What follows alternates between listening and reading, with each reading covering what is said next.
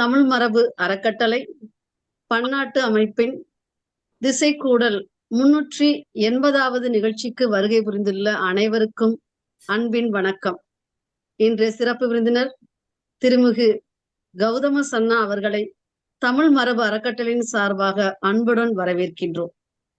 நோக்க உரை வழங்க இருக்கின்ற தமிழ் மரபு அறக்கட்டளையின் தலைவர் முனைவர் க. சுபாஷினி அவர்களையும், காரல் மார்க்ஸை புரிந்து கொள்ள ஜூம் இணைய வழியிலும் முகநூலிலும் பங்கேற்றுள்ள அனைவரையும் வரவேற்கின்றேன். நிகழ்ச்சியின் தொடக்கமாக நாளை காரல் மார்க்ஸ் உடைய பிறந்த நாள். அதனை ஒற்றி காரல் மார்க்ஸை நாம் புரிந்து கொண்டிருக்கின்றோமா என்பதை அறிவதற்காகவே இந்த நிகழ்ச்சி. இந்நிகழ்ச்சிக்கு நோக்க உரை வழங்க வருமாறு முனைவர் க. சுபாஷினி அவர்களை அழைக்கின்றோம். மிக்க நன்றி முனைவர் இறைவாணி அவர்களே. இந்த நிகழ்ச்சி கால்மார்க்ஸ் அவருடைய பிறந்த நாளை முன்னிட்டு சிறப்பானதொரு நிகழ்ச்சியாக இன்று நடைபெறுகின்றது. தமிழ் மரபு அறக்கட்டளைக்கும் கால்மார்க்ஸ் அவர்களுக்கும் என்ன தொடர்பு என்ற வகையில் சில கேள்விகள் சிலர் கேட்டிருந்தார்கள். உலகம் முழுவதும் இன்றைக்கு பல்வேறு வகையில் மாற்றம் கண்டிருக்கின்றது.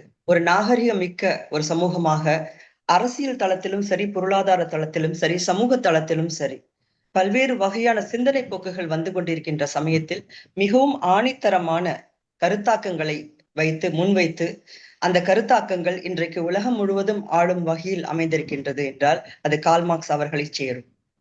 ஜெர்மனியில் அவர் பிறந்திருந்தாலும் கூட உலகம் முழுவதும் அவரது தத்துவங்களும் கருத்துக்களும் இன்று பல்வேறு வகையில் ஊடுருவி இருக்கின்றன என்பதை நாம் மறுக்க முடியாது. ஜெர்மனிக்கு மட்டுமே உள்ள ஒரு தத்துவம் என்ற வகையில் பார்ப்பதை விட உலகளாவிய வகையில் எப்படி மக்கள் சமூகத்துக்கு, மனித சமூகத்திற்கு இந்த கருத்தாக்கங்கள் எப்படி உதவுகின்றன என்ற வகையில் தான் கால்மார்க்ஸ் அவர்களுடைய பின்னணியையும் தத்துவத்தையும் காண வேண்டியிருக்கின்றது. பல்வேறு வகையான இன்டர்பிரிட்டேஷன் என்று சொல்லலாம். அவருடைய தத்துவங்களை பற்றிய கருத்தாக்கங்கள் பேசப்படுகின்றன, நடைமுறையில் இருக்கின்றன, மாற்றம் கண்டிருக்கின்றன. ஆனாலும் அவருடைய வரலாற்றையும் அவருடைய ஆக்கங்களையும் அவருடைய செயல்பாடுகளையும் சிந்தனைகளையும் கால்மார்க்ஸ் அவர்களை பின்பற்றி பல்வேறு வகையான நடவடிக்கைகளை தனது வாழ்நாளில் நிகழ்த்தி கொண்டிருக்கின்ற திரு கௌதம சன்னா அவர்கள் பேசுவது இந்த நிகழ்ச்சிக்கு சிறப்பாக இருக்கும் என்று எங்களது செயற்குழுவினர் கருதினோம். அந்த வகையில் கால்மார்க்ஸ் அவர்களுடைய பிறந்த நாளை சிறப்பிக்கும் வகையில் இந்த நிகழ்வு நடைபெறுகின்றது. ஆக இந்த நிகழ்விற்கு சிறப்புரையாற்ற வந்திருக்கும் திரு கௌதம சன்னா அவர்களை நாங்கள் தமிழ் மரபு அறக்கட்டளை குழுவினர் நெஞ்சார்ந்த ஒரு வணக்கத்துடன் வரவேற்கின்றோம். இந்த நிகழ்ச்சியில் என்றும் போல கலந்துரையாடல் நிச்சயமாக இருக்கும். ஆக கருத்துரைக்கு பிறகு கலந்துரையாடலில் பங்கு பெற்று நீங்கள் அனைவரும் இந்த நிகழ்ச்சி சிறப்பிக்க உதவுமாறு கேட்டுக்கொள்கின்றேன். நன்றி, வணக்கம். மிக்க நன்றிம்மா. உலகம் அறிந்த ஆளுமைதான் திருமிகு கௌதம சன்னா அவர்கள். ஆனாலும் நிகழ்வின் போது அவரை குறித்த சில குறிப்புகள் தற்பொழுது. திருமிகு கௌதம சன்னா அவர்கள் விடுதலை சிறுத்தைகள் கட்சியின் பொதுச் செயலர், ஜெய்பி பவுண்டேஷன் செயலர், தமிழ்நாடு பௌத்தர்கள் சங்க பேரவையின் நிறுவனர் மற்றும் தலைமை ஒருங்கிணைப்பாளர். இவை மட்டுமல்ல, நல்ல எழுத்தாளர், வழக்கறிஞர், சமூக செயல்பாட்டாளர் என தன் பன்முக ஆளுமையை நிரூபித்து வருபவர். அவருடைய படைப்புகள் மதமாற்ற தடை சட்டம், வரலாறும் விளைவுகளும், பண்டிதரின் கொடை, அயோத்திதாச பண்டிதர், திருவள்ளுவர் யார், இரட்டைமலை சீனிவாசன், எழுத்துக்களும் ஆவணங்களும் தொகுதி 1, ஆதி திராவிடர் வரலாறு, இடஒதுக்கீட்டின் மூல வரலாறு, அம்பேத்கரின் மனிதர் எளிய தத்துவார்த்த உரையாடல் என தம் படைப்புகளின் வழியாக சமுதாய பார்வையை உணரச் செய்து வருபவர். மேலும் மிக குறிப்பாக குரத்தியாறு என்னும் காப்பிய புதினம் மலேசியா, ஜெர்மனி ஆகிய நாடுகளில் வெளியீடு கண்டது. பல கல்லூரிகளிலும் பல்கலைக்கழகங்களிலும் இவரது படைப்புகளை ஆய்வு செய்து வருகின்றனர். சமூக பணிகள் மீது தீரா காதல் கொண்டவர். நேர்மையுடன் சமூக முன்னேற்றத்திற்காக போராடக்கூடியவர். அவருடைய அம்பேத்கரியம் என்ற மாபெரும் தொகுப்பு பணி விரைவில் உலகறிய வெளிவரும் என்ற நம்பிக்கையுடன் வாழ்த்துக்களை தமிழ் மரபு அறக்கட்டளை தெரிவித்துக் கொள்கின்றது. மே 5 காரல் மார்க்ஸின் பிறந்த நாள். அதனை முன்னிட்டு இன்று நாம் காரல் மார்க்ஸை முழுமையாக அறிந்தும் புரிந்தும் கொண்டிருக்கின்றோமா என்பதனை இன்றைய தம் உரையின் வழி எடுத்துரைக்க திருமிகு கௌதம சன்னா அவர்களை மகிழ்வுடன் அழைக்கின்றோம். தமிழ் மரபு அறக்கட்டளை ஏற்பாடு செய்திருக்கின்ற இந்த நிகழ்ச்சிக்கு என்னை அழைத்ததற்காக எனது நன்றியை நான் முதலில் தெரிவித்துக் கொள்கின்றேன். தமிழ் மரபு அறக்கட்டளை பன்னாட்டு அமைப்பின் தலைவர் டாக்டர் சுபாஷினி அவர்களே, இணை தோற்றுனர் பேராசிரியர் டாக்டர் கண்ணன் அவர்களே, இந்த நிகழ்ச்சியை தொகுத்துக் கொண்டிருக்கின்ற டாக்டர் இறைவாணி அவர்களே, அதே போல டாக்டர் பாப்பா உள்ளிட்ட தமிழ் மரபு அறக்கட்டளையினுடைய முன்னணி நிர்வாகிகளே, இங்கே கூடியிருக்கும் நண்பர்களே, உங்கள் அனைவருக்கும் மார்க்சின் பிறந்த நாள் வாழ்த்துக்களை உங்களுக்கு தெரிவித்துக் கொள்வதில் மிக்க மகிழ்ச்சி. உங்கள் அனைவருக்கும் காரல் மார்க்ஸை பற்றி தெரிந்து கொள்ள வேண்டும் என்கின்ற ஒரு உந்துதல், ஆர்வம் உண்டானது குறித்து எனக்கு மிகவும் மகிழ்ச்சி. பெரும்பாலும் இப்போது மார்க்ஸை பற்றி பேசுவது ஒரு ஃபேஷனாக இருக்கிறதே தவிர அதற்குள் என்ன இருக்கிறது, என்ன விதமான போக்குகள் அதிலே பின்பற்றப்படுகின்றன என்பதை பற்றியெல்லாம் ஆய்வு செய்வதற்கு ஏறக்குறைய மூளை சுணக்கம் ஏற்பட்டிருக்கின்ற, மூளை பக்கவாதம் ஏற்பட்டிருக்கின்ற இந்த காலத்தில் நாம் மார்க்ஸை பற்றி பேச வந்திருப்பதே ஒரு மிகப்பெரிய ஒரு ஆரோக்கியமான செயல் நிகழ்வு என்று நான் பார்க்கின்றேன். காரல் மார்க்ஸை பற்றி நாம் தெரிந்து கொள்ள வேண்டுமானால் நாம் யார் என்பதிலிருந்து தான் மார்க்ஸை பற்றி புரிந்து கொள்ள முடியும். நாம் யாரா இருக்கிறோம் என்பதிலிருந்து புரிந்து கொண்டால் மார்க்ஸை புரிந்து கொள்வது எளிது. நாம் எந்த பக்கம் நிற்கின்றோம் என்பதை புரிந்து கொண்டால் நாம் மார்க்ஸை அணுகுவது எளிது. அண்மையிலே ஒரு அதிகாரி மார்க்ஸை பற்றி பேசுகின்ற போது மூலதனத்தை படிக்க வேண்டும், 10 ஆண்டுகள் தேவைப்படும் என்று அவர் சொன்னதை நான் பார்த்தேன். எனக்கு மிகவும் ஆச்சரியமாக இருந்தது. அது யார் அவங்க மியூட் பண்ணுங்க.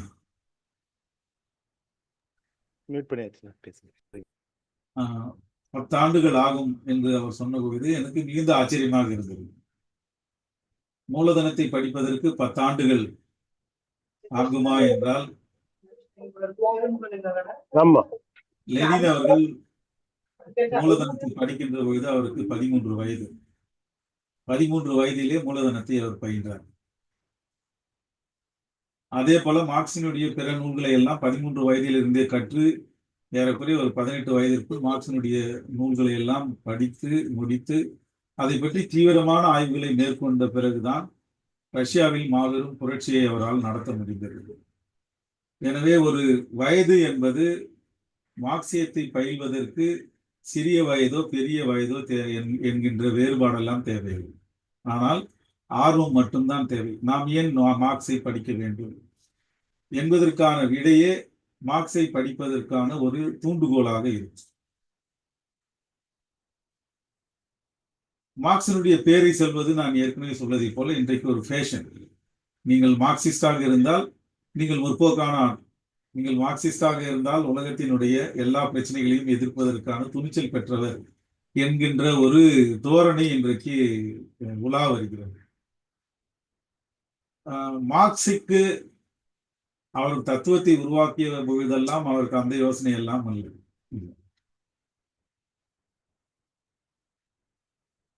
அப்படியானால் மார்க்ஸை நாம் புரிந்து கொள்வதில் அவருடைய வரலாற்றை கொஞ்சம் லேசா நம்ம தெரிஞ்சுக்கிட்டா மார்க்சியத்துக்குள்ள போறதுக்கு அது ஒரு நீண்ட பயிற்சி. மார்க்சியத்தை படிப்படியாக புரிந்து கொள்வது, படிப்படியாக அறிந்து கொள்வது என்பது மூலதனத்தை படிப்பதோ அல்லது அவருக்கு நூல்களை படிப்பதோ மட்டுமல்லாமல் உலகத்திலேயே ஒரு தத்துவத்தை படித்து அப்ளிகேஷன் ஆஃப் பிலாசபி என்கின்ற ஒரு ஜானரே மார்க்சியத்தை பயின்ற பிறகுதான் உருவானது. ஸோ அந்த அடிப்படையில மார்க்ஸை பற்றி நீங்கள் இணையதளத்தில் போய் பார்த்தால் உங்களுக்கு மார்க்சினுடைய வாழ்க்கை வரலாறு எல்லாம் தெரியும். 1818 ஆண்டு மார்க்ஸ் பிறந்து 1883 ஆண்டு மார்க்ஸ் மறைந்தார். அவரது இடைப்பட்ட காலத்திலே அவர் என்னென்ன செய்தார் என்கின்ற விவரங்களை எல்லாம் நீங்கள் பார்க்க முடியும். 1818 ஆண்டு மே மாதம் 5ஆம் நாள் ரஷ்யாவிலே, அதாவது இன்றைய ஜெர்மனியிலே ட்ரியா என்கின்ற ஒரு இடத்தில், வழக்கமாக நமது மொழிபெயர்ப்பாளர்கள் அதை ட்ரியர் என்று அழைப்பார்கள். ட்ரியா என்கின்ற கிராமத்தில் எப்பொழுது ஒரு ரோமனுடைய கட்டுப்பாட்டில் இருந்த ஒரு மிகப்பெரிய நகரமாக இருந்து பிற்காலத்தில் அது பெரிய கிராமமாக மாறிய ஒரு குட்டி நகரமாக வளர்ந்து கொண்டிருக்கக்கூடிய இடத்திலே தான் காரல் மார்க்ஸ் பிறந்தார். காரல் மார்க்ஸ் என்பது அவரது காரல் என்பதுதான் அவரது இயற்பெயர், மார்க்ஸ் என்பது அவருடைய தந்தையின் பெயர். பொதுவாக ஜெர்மனிய பாரம்பரியத்திலே ஜெர்மனியிலே வந்து தந்தையினுடைய பெயர், யாருடைய குடும்ப பெயர் எப்பொழுதும் பெயருக்கு பின்னால் ஒரு பின்னொட்டாக வருகின்ற ஒரு வழக்கம் ரஷ்யாவிலே அல்லது ஜெர்மனியிலே இன்றைக்கும் வழக்கத்தில் இருக்கிறது. குடும்ப பெயர் தான் அவர்களுக்கான முதன்மை பெயராக இருக்கும். அந்த அடிப்படையிலே காரல் மார்க்ஸுக்கு அவருடைய தந்தையின் பெயர் தான் முதன்மை பெயராக வாய்த்தது. காரல் என்பது சொந்த பெயர், மார்க்ஸ் என்பது அவருடைய தந்தையின் பெயர். சோ அப்படித்தான் நாம் காரல் மார்க்ஸை நாம் பார்க்கின்றோம்.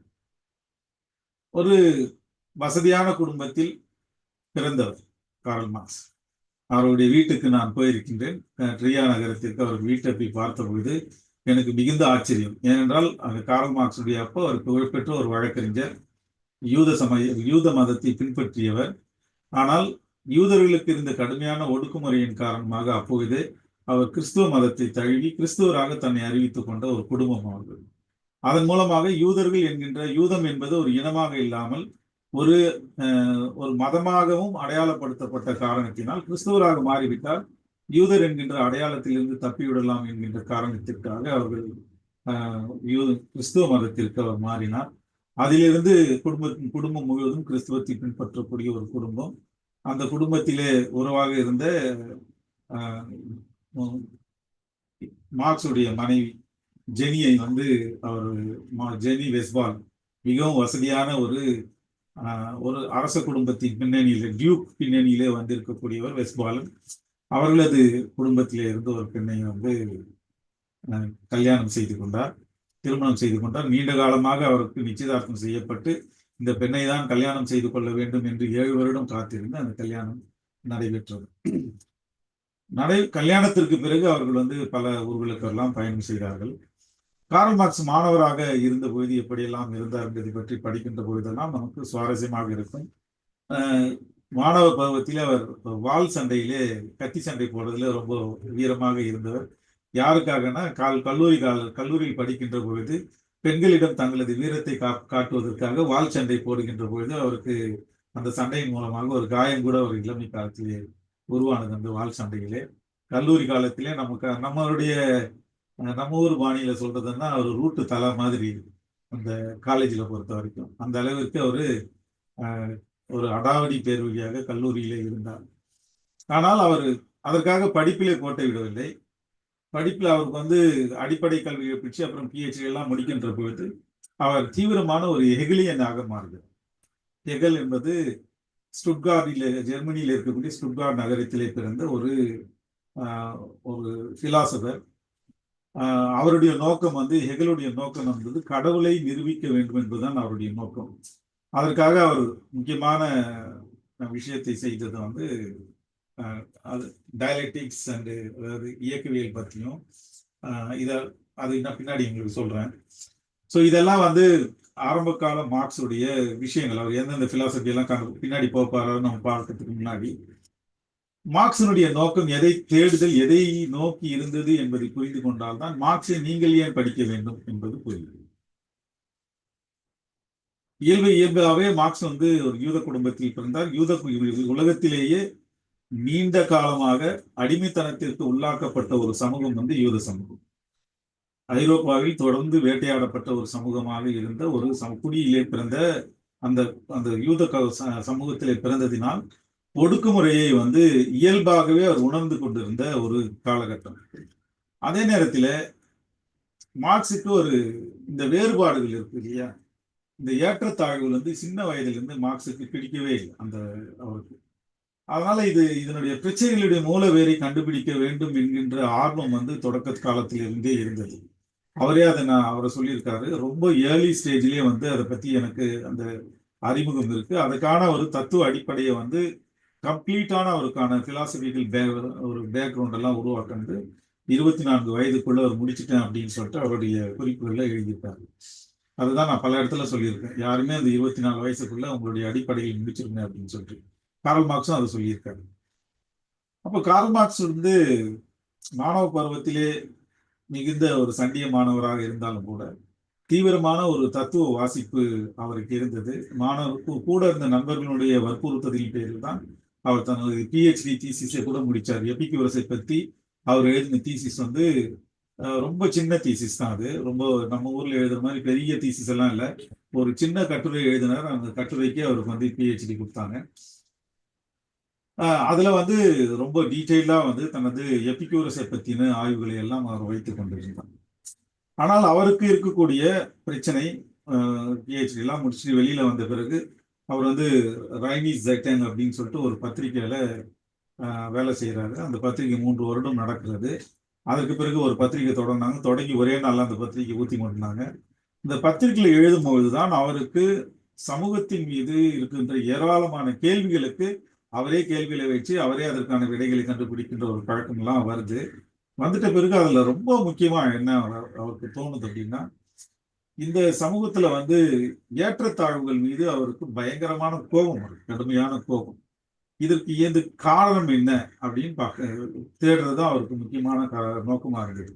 அதுக்கு முன்னாடி அவருடைய மதத்துல, அவர் கிறிஸ்துவ மதத்துல பிறந்து வளர்ந்திருக்காரு. யூதரா இருந்தாலும் கிறிஸ்துவத்துல இருக்கிறதால எல்லாவற்றிற்கும் வந்து ஒரு முன்னாடியே கடவுள் தீர்மானிச்சுட்டு இருக்காரு எல்லாத்தையுமே அப்படின்ற ஒரு கோபம், அப்படின்ற அந்த அந்த போதனைகள் எல்லாமே அவருக்கு வந்து ரொம்ப கடுமையான அவர்ஷனை கொடுக்குது. இது கடவுளால் தீர்மானிக்கப்பட்ட உலகத்தில் ஏற்றத்தாழ்வுகளுக்கு இடமே இருக்கக்கூடாது. ஆனா இந்த கடவுள் வந்து இவ்வளவு பெரிய ஏற்றத்தாழ்வு உள்ள சமூகத்தை எப்படி அவர் வந்து சகிச்சுக்கிட்டு இருக்கிறாரு அப்படின்ற கேள்வி எல்லாம் அவருக்கு வருது. ஏழைகள் ஒரு பக்கம் வந்து அதிகமாகிக்கிட்டே இருக்கிறாங்க, பணக்காரர்கள் ஒரு பக்கம் குறைவா இருந்தாலும் செல்வங்கள் ஒரு பக்கம் குவிஞ்சுக்கிட்டே இருக்குது. இது ஏன் நடக்குது அப்படின்ற விஷயத்துக்கு அவர் போறாரு. எல்லாவற்றிற்கும் கடவுளை வந்து காரணமாக்குவதை விட இதற்கு பின்னாடி இருக்கின்ற காரணங்களை புரிந்து கொள்ள வேண்டும், தெரிந்து கொள்ள வேண்டும் என்கின்ற ஒரு மிகப்பெரிய தேடல் அவருக்கு தொடங்குது. அது ரைனிஸ் ஜெட்டன் பத்திரிகை மூலமாக அதில் எழுதுகின்ற காலத்தில் தான் அவருக்கு அதிகமா தொடங்குது. முன்னாடியே அவருக்கான பிலாசபிக்கல் பேக்ரவுண்ட் எல்லாம் நான் சொல்லியிருக்கிறேன். அவர் படிக்கின்ற காலத்திலேயே, மாணவராக இருக்கின்ற காலத்திலேயே அதெல்லாம் இருந்தாலும் கூட மக்கள் மத்தியில நேரடியாக வந்து அவர் வந்து எழுத தொடங்கிய பொழுது அந்த பிரச்சனைகளுடைய பார்க்கிறாரு. முரண்பாடுகள் வந்து சமூகத்துல எக்கச்சக்கமா இருக்குது போது எந்த முரண்பாடு கையில் எடுக்குதுன்னு அவருக்கு ஒரு கிளாரிட்டி வரல.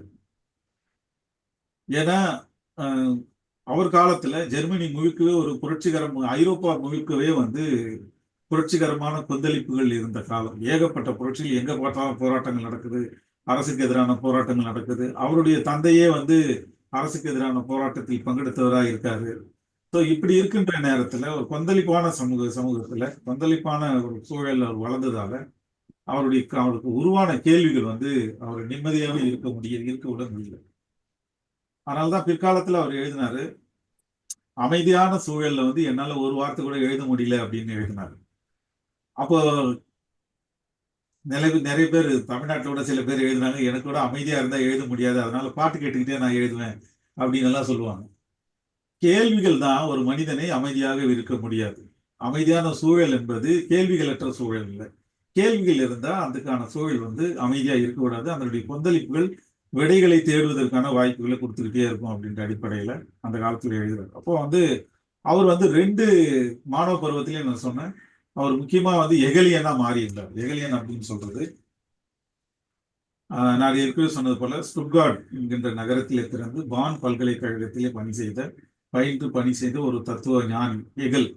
அவர் வந்து கான்ட்ரடிக்ஷனை முரண்பாடுகளை பற்றி அவர் ரொம்ப தீவிரமான ஆராய்ச்சி செய்து சமூகத்தினுடைய முரண்பாடுகள் மட்டுமின்றி இயற்கையில் இருக்கின்ற முரண்பாடுகளை பற்றி எல்லாம் எழுதினார். ஒரு லாஜிக் இந்த தர்க்கவியல் பற்றி அவர் ரொம்ப தீவிரமாக எழுதினால அவரை பற்றி படிப்பது என்பது அப்பொழுது இருந்த மாணவர் சமூகத்தில் மிகப்பெரிய ஃபேஷனாக மாறி இருந்தது.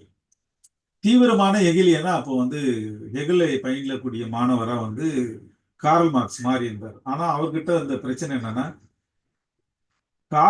ஹெகலுடைய தத்துவங்கள் எல்லாமே கடவுளை நிரூபிக்கிறதுக்கு, கடவுளை வந்து கடவுள் இப்படிதான் இருப்பாரு, சமூகத்தில் இருக்கக்கூடிய பிரச்சனைகளுக்கெல்லாம் முரண்பாடுகளுக்கெல்லாம் மூல காரணங்கள் எதெல்லாம் இருக்குன்னு கண்டுபிடிக்கணும்னா ஹெகலை படிச்சுட்டா கண்டுபிடிக்கலாம் அப்படின்றது ஒரு அந்த தியரிக்குள்ள போயிட்டு இருந்தாங்க எல்லாரும்.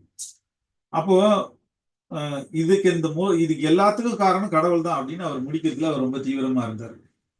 கார்ல் மார்க்ஸுக்கு என்ன பிரச்சனை இருந்ததுன்னா, கான்ட்ரடிக்ஷன்ஸ் எல்லாம் ஓகே தான், முரண்பாடுகள் எல்லாம் இருக்குது ஓகே தான்.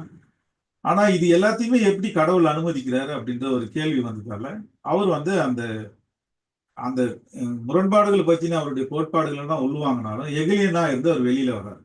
வெளியில வரும்போது அவருக்கு இன்னொருத்தர், ஒரு பாதிரியார், ஒரு கிறிஸ்துவ பாதிரியார் வந்து ஃபாயர் பாக்குன்னு ஒருத்தர், அவர் வந்து என்னன்னா தீவிரமான கிறிஸ்தவரா இருந்தாலும் அவருக்கு வேற பிரச்சனை வந்தது. உலகத்தை படைச்சது யாரு அப்படின்ற கேள்வி வந்தப்போ அவரு கடவுள் உலகில் இவ்வளோ முரண்பாடுகள் நிறைஞ்ச உலகத்தை, இவ்வளவு காம்ப்ளெக்ஸா இருக்கக்கூடிய உலகத்தை கடவுள் எப்படி படைச்சிருக்க முடியும்? கடவுள் படைக்கிறதுக்கு வாய்ப்பே இல்லை. இப்போ உலகம் தோன்றுவதற்கான ஒரு வாய்ப்பு வந்து ஏதோ ஒரு பொருள் இருந்துதான் உருவாகி இருக்கும் அப்படின்னு சொல்லிட்டு அவரு கண்டுபிடிச்சாரு. அவருக்கு கடவுள் மறுப்பை விட அந்த மெட்டீரியல்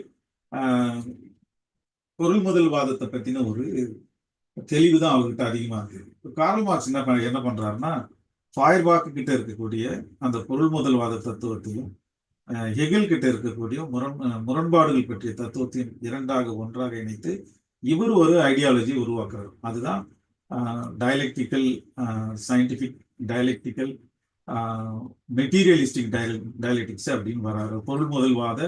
பொருள் முதல்வாதம் இயக்கவியல் அப்படின்னு சொல்ற ஒரு முறை வராரு. இதை வச்சுதான் ஒட்டுமொத்தமாக வரலாற்றை அவர் வந்து ஆராய்ச்சி செய்து பார்க்கிறார். ஆராய்ச்சி செய்ய பார்க்கும்போது அவருக்கு ஒரு சில விடைகள் கிடைக்குது. அந்த விடைகளுடைய தொகுப்பு தான் இன்றைக்கு மார்க்சியமாக அறியப்படுது. இது என்ன அப்படின்னா, நான் ரொம்ப சிம்பிளா ஒரு அவுட்லைன் மட்டும் கொடுக்குறேன், உங்களால புரிஞ்சுக்க முடியுமான்னு பார்க்கலாம்.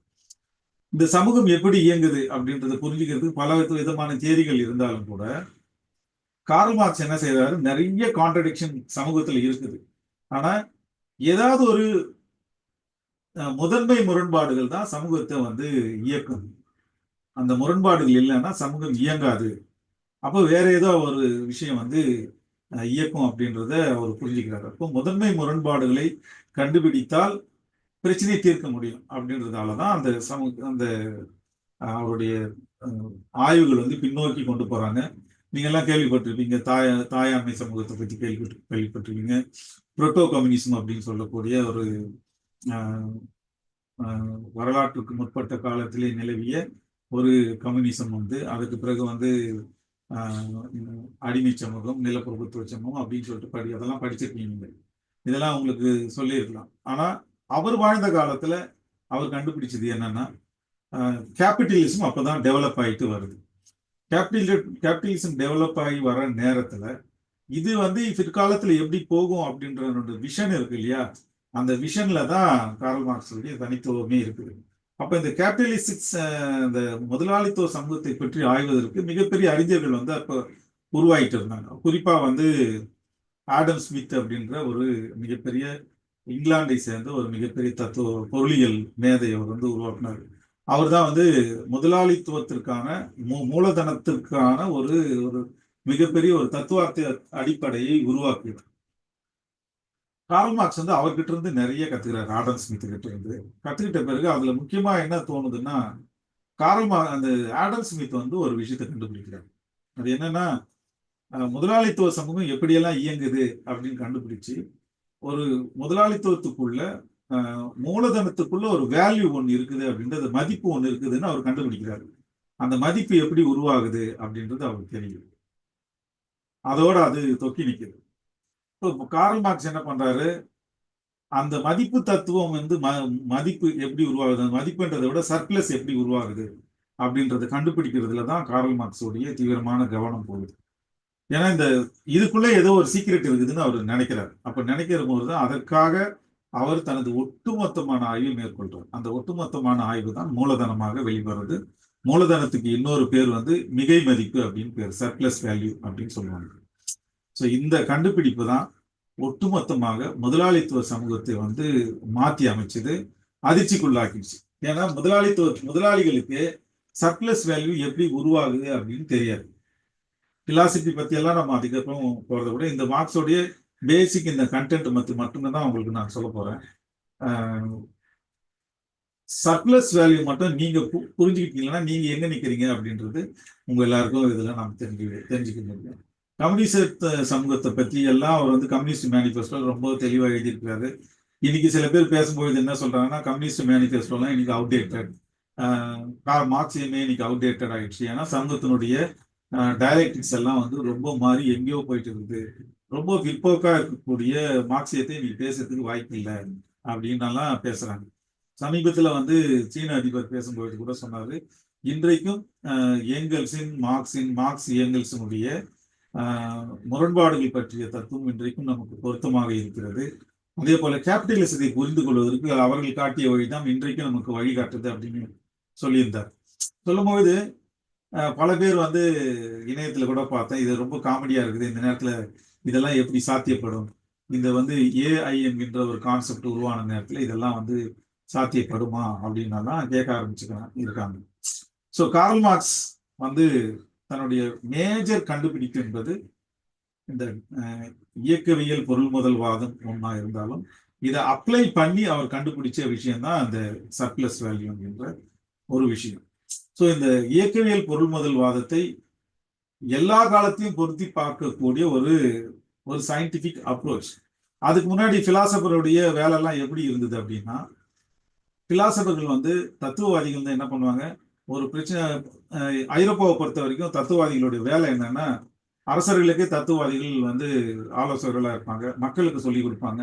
அவங்க வேலைன்னா மக்களுக்கோ அரசர்களுக்கோ ஏதோ சந்தேகம் வந்தா அதை விளக்குவாங்க. அதுதான் அவங்களுடைய ரோலா இருந்தது. அதனால தத்துவவாதிகள் அவங்க கை வைக்காத சப்ஜெக்டே இருக்காது.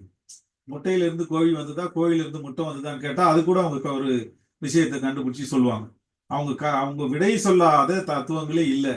அதாவது நீங்க ஒரு உதாரணத்துக்கு சாக்ரட்டிஸ் கிட்ட போய் கேட்கறாங்க, ஆண்களுக்கு எத்தனை பல்லு இருக்கும், பெண்களுக்கு எத்தனை பல்லு இருக்கும்னு கேட்டா அவர் சொல்றாரு, ஆண்களுக்கு 33 பல்லு இருக்கும், பெண்களுக்கு 32 பல்லு இருக்கும் அப்படின்னு சொல்றாரு. ஸோ இதெல்லாம் வந்து எண்ணி பார்க்காமையே வந்து அவர் தத்துவவாதிகள் எல்லாத்துக்கும் பதில் சொல்ல முடியும்னு சொல்லிட்டு நம்பின காலம் அது. அதனால அவர்கள் வந்து ஏதாவது ஒரு விடை சொல்லுவாங்க, அந்த விடை சரியா இருக்குன்னு சொல்லிட்டு மக்கள் நம்பினாங்க.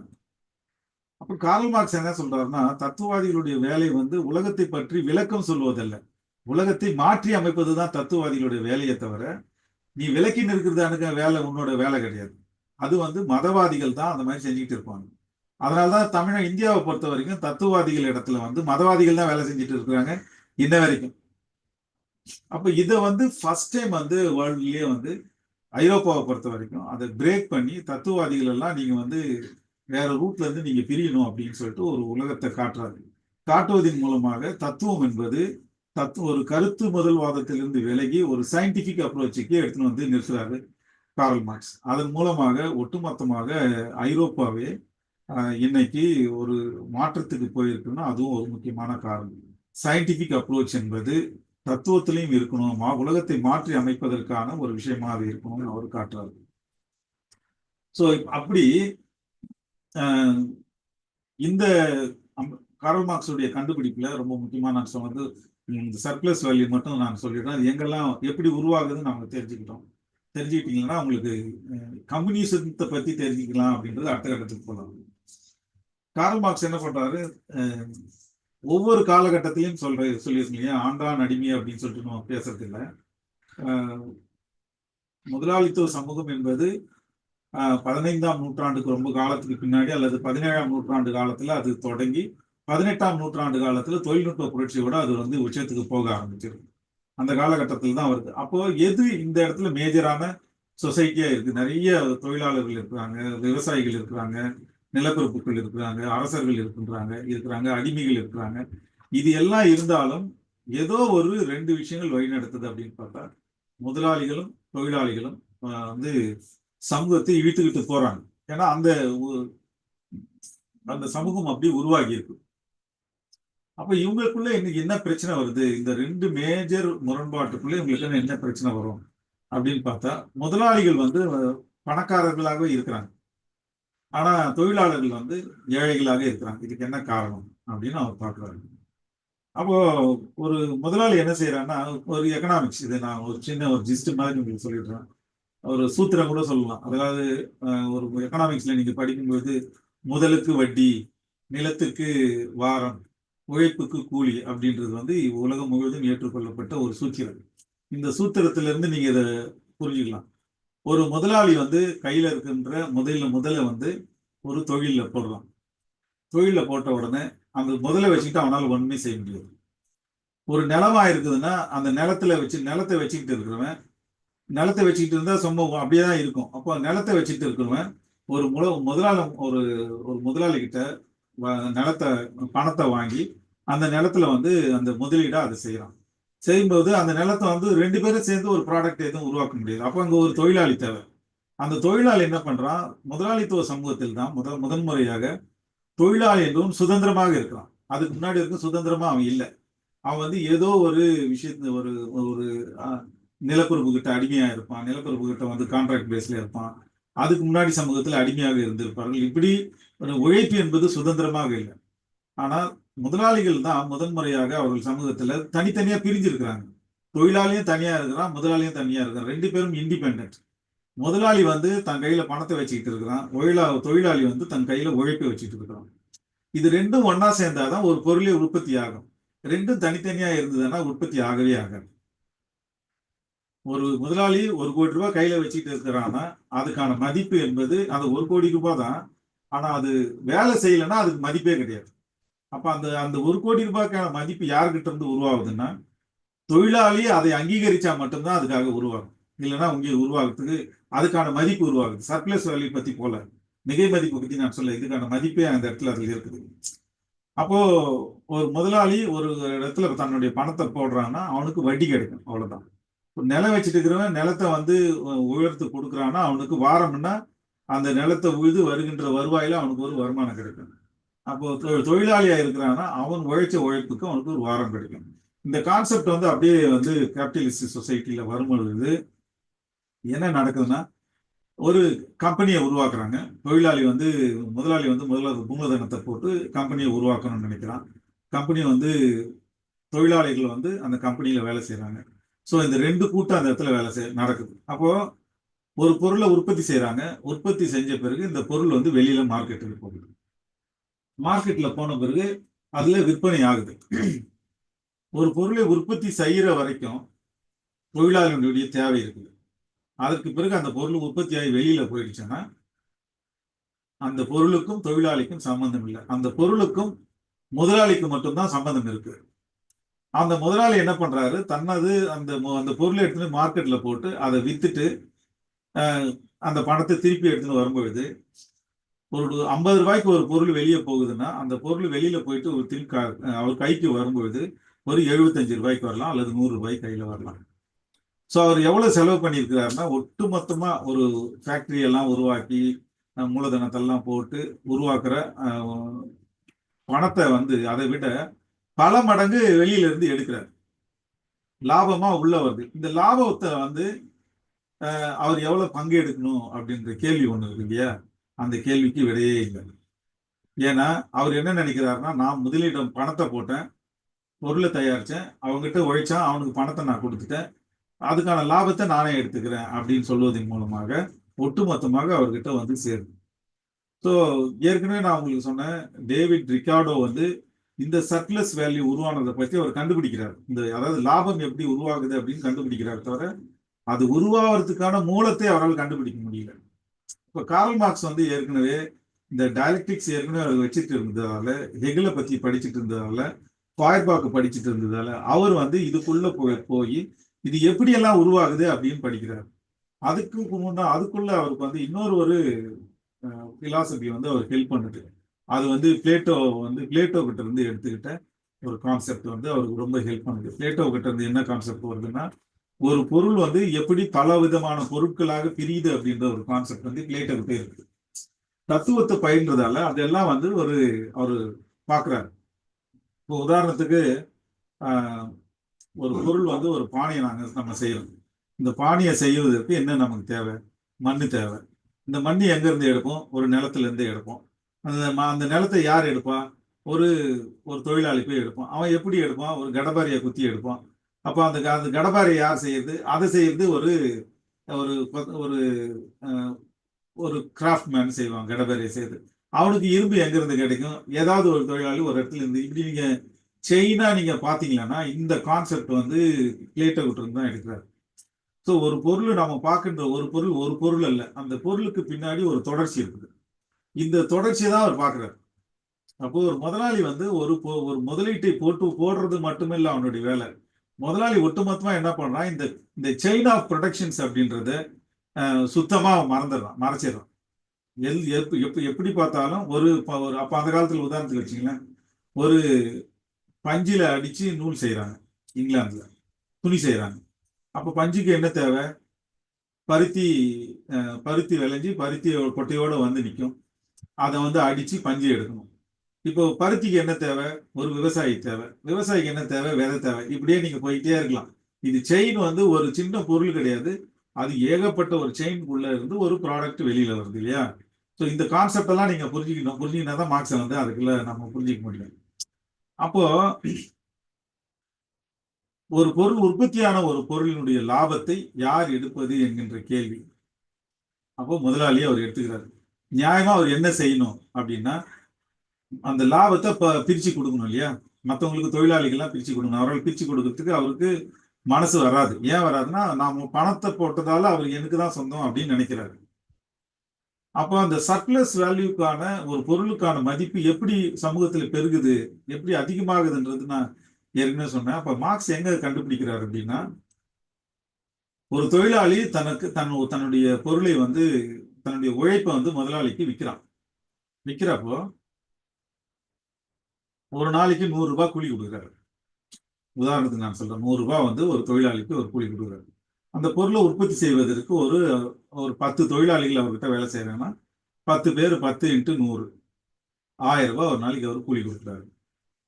இவர் வந்து என்ன போடுறாருன்னா, 10 பேருக்கு கூலி கொடுக்கறதுக்கான 100 ரூபாய் 100 ரூபாய் கூலி போடுறாரு. பொருளை தயாரிப்பதற்கு ஒரு 100 ரூபாய், ஒரு 1000 ரூபாய் போடுறாரு. கூலிக்கு ஒரு 1000 ரூபாய் போடுறாரு. பொருளுக்கு ஒரு 1000 ரூபாய் போடுறாரு. இப்போ 2000 ரூபாய் அவர் போடுறாரு. இப்போ பொருளை எடுத்து போய் விற்கும்போது ஒரு 3000 ரூபாய்க்கு விற்கிறாரு. அப்போ அவருக்கான லாபம் வந்து 1000 ரூபாய் இருக்கு. இவர் போட்ட பணத்தை எடுத்துறாரு. 2000 போட்ட 2000 எடுத்துறாரு. எக்ஸ்ட்ரா 1000 ரூபாய் லாபமா இருக்குது. இந்த லாபம் எப்படி எங்க இருந்து உருவாகுதுன்னு பார்த்தா, கார்ல் மார்க்ஸ் அதை எங்க இருந்து கண்டுபிடிக்கிறாருன்னா, ஒரு உழைப்பாளி ஒரு பொருளை உற்பத்தி செய்வதற்கு அவன் மட்டும் உழைக்கல, அவன் குடும்பமே உழைக்குது. எப்படி உழைக்குதுன்னா, இவன் 8 மணி நேரம், அப்போ 12 மணி நேரம் வேலை செய்யறான். 12 மணி நேரம் வந்து வேலை செய்வதற்கு அவனுக்கு 100 ரூபாய் கூலி கிடைக்குது. இந்த அடுத்த நாள் 12 மணி நேரம் அவன் வேலை செய்யணும். அதுக்கு எங்க இருந்து அவனுக்கு எனர்ஜி கிடைக்கும்? அப்ப அவனுக்கு தேவையான எனர்ஜியை கொடுக்கறது அவன் குடும்பம் கொடுக்குது. அவனுடைய மனைவி, அவனுடைய பிள்ளைகள் அதை கொடுக்குறாங்க. அவர்கள் என்ன பண்றாங்க, கணவன் வந்து கம்பெனியில போய் வேலை செய்யணும் அப்படின்றதுக்காக அவர்கள் 24 மணி நேரம் குடும்பத்துல உழைச்சிட்டு இருக்கிறாங்க.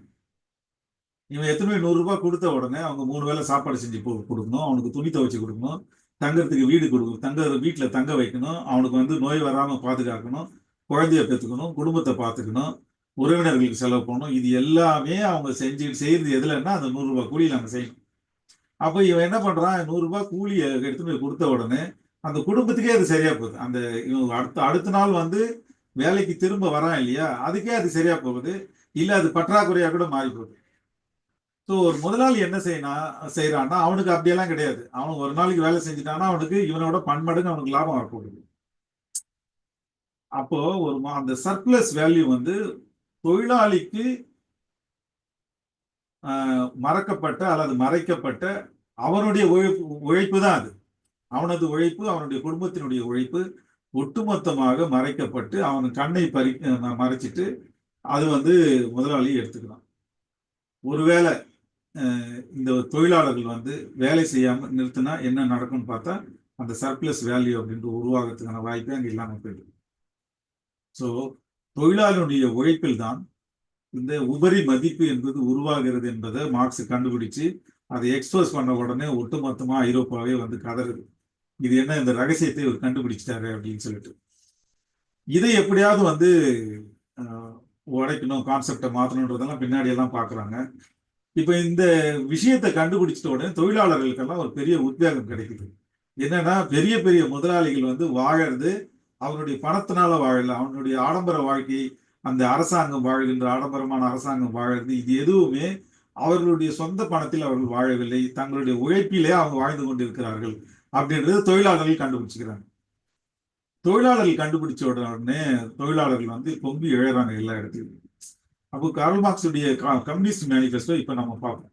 இந்த கான்செப்ட் தான் கார்ல் மார்க்ஸுடைய மேஜர் கான்ட்ரிபியூஷன் டு தி இந்த முதலாளித்துவ சமூகத்தில் கண்டுபிடிச்ச மிகப்பெரிய ரகசியத்தை அவர் உடைச்சிட்டார். தொழிலாளர்கள் வந்து தங்களுடைய பலம் என்ன என்பதை புரிஞ்சுட்டாங்க. தொழிலாளர்களை நிலைச்சால் அரசாங்கத்தை வீழ்த்தலாம், முதலாளிகளை நிலைகுலிய செய்யலாம், எல்லாமே அவர்களுடைய உழைப்பில் இருக்கின்றது அப்படின்ற ரகசியம் தானே எல்லாத்தையும் அடிப்படையா வைக்குது. அப்போ கார்ல் மார்க்ஸ் அதுக்கு முன்னாடி அதுக்கு சைமல்டேனியஸா இது அவருடைய சயின்டிபிக் அப்ரோச் இது போயிட்டு இருக்குது. அவர்கள் வந்து அப்போ வந்து கம்யூனிசத்தை பத்தின ஒரு மிகப்பெரிய டயலாக் உருவாகிட்டு இருக்குது. யூரோப்ல நிறைய பேர் வந்து கம்யூனிசத்தை பத்தி பேசிக்கிட்டு இருக்கிறாங்க. பெரிய கனவா இருக்குது, ஒரு உட்டோப்பியன்ஸ் மாதிரி ஒரு பெரிய கனவா இருக்குது. அதாவது எல்லாருக்கும் எல்லாம் கிடைக்கணும் அப்படின்ற ஒரு கனவு. கார்ல் மார்க்ஸ் முன்னாடியே கம்யூனிஸ்டை பத்தி நிறைய பேர் பேசிக்கிட்டே இருக்கிறாங்க. ஆனா அவர்களுக்கு இருக்கிற பிரச்சனை என்னன்னா, கம்யூனிசத்தை நம்ம பேசுறோம், எப்படி அதை நடைமுறைக்கு கொண்டு வர்றது அப்படின்றதுல அவர்களுக்கு தெளிவில்லாம இருந்தது. அதை சயின்டிபிக்கா எப்படி வந்து ப்ரூவ் பண்றது, எப்படி இந்த சமூகத்துக்கு நம்ப வைக்கிறது, எப்படி அவங்களை உணர வைக்கிறது அப்படின்றது அவங்களுக்கு தெரியாம இருக்கு. இப்போ கார்ல் மார்க்ஸ் தன்னுடைய தத்துவங்களின் மூலமாக சயின்டிபிக்கா தன்னோட இப்ப சொன்னேன் இல்லையா, இந்த மாதிரி இந்த முரண்பாடுகளின் மூலமா இப்போ முதலாளித்துவ சமூகத்துல தான் நாம இருக்கிறோம். இந்த சமூகத்திற்கு பிறகுதான் கம்யூனிச சமூகம் வரப்போகுது. அது எப்படி வரும்ன்றதுக்கு விளக்கமா எழுதின புக்கு தான் ரொம்ப முக்கியமானது, கம்யூனிஸ்ட் மேனிஃபெஸ்டோ என்கின்ற அறிக்கை. அந்த அறிக்கையில தான் ரொம்ப விளக்கமாக வந்து ஒரு கம்யூனிஸ்ட் சமுதாயம் எப்படி உருவாக போகுது, எதிர்காலத்துல எப்படி வந்து மனிதர்கள் வாழ போறாங்க அப்படின்ற விஷயங்கள் எல்லாம் அதுல தெளிவா சொல்லியிருக்கிறாங்க. இன்னும் கேட்டா இன்றைக்கு ஆர்டிபிஷியல் இன்டெலிஜென்ஸை பத்தி பேசுறதுக்கான அடிப்படை கான்செப்ட் அந்த புத்தகத்திலேயே இருக்கு.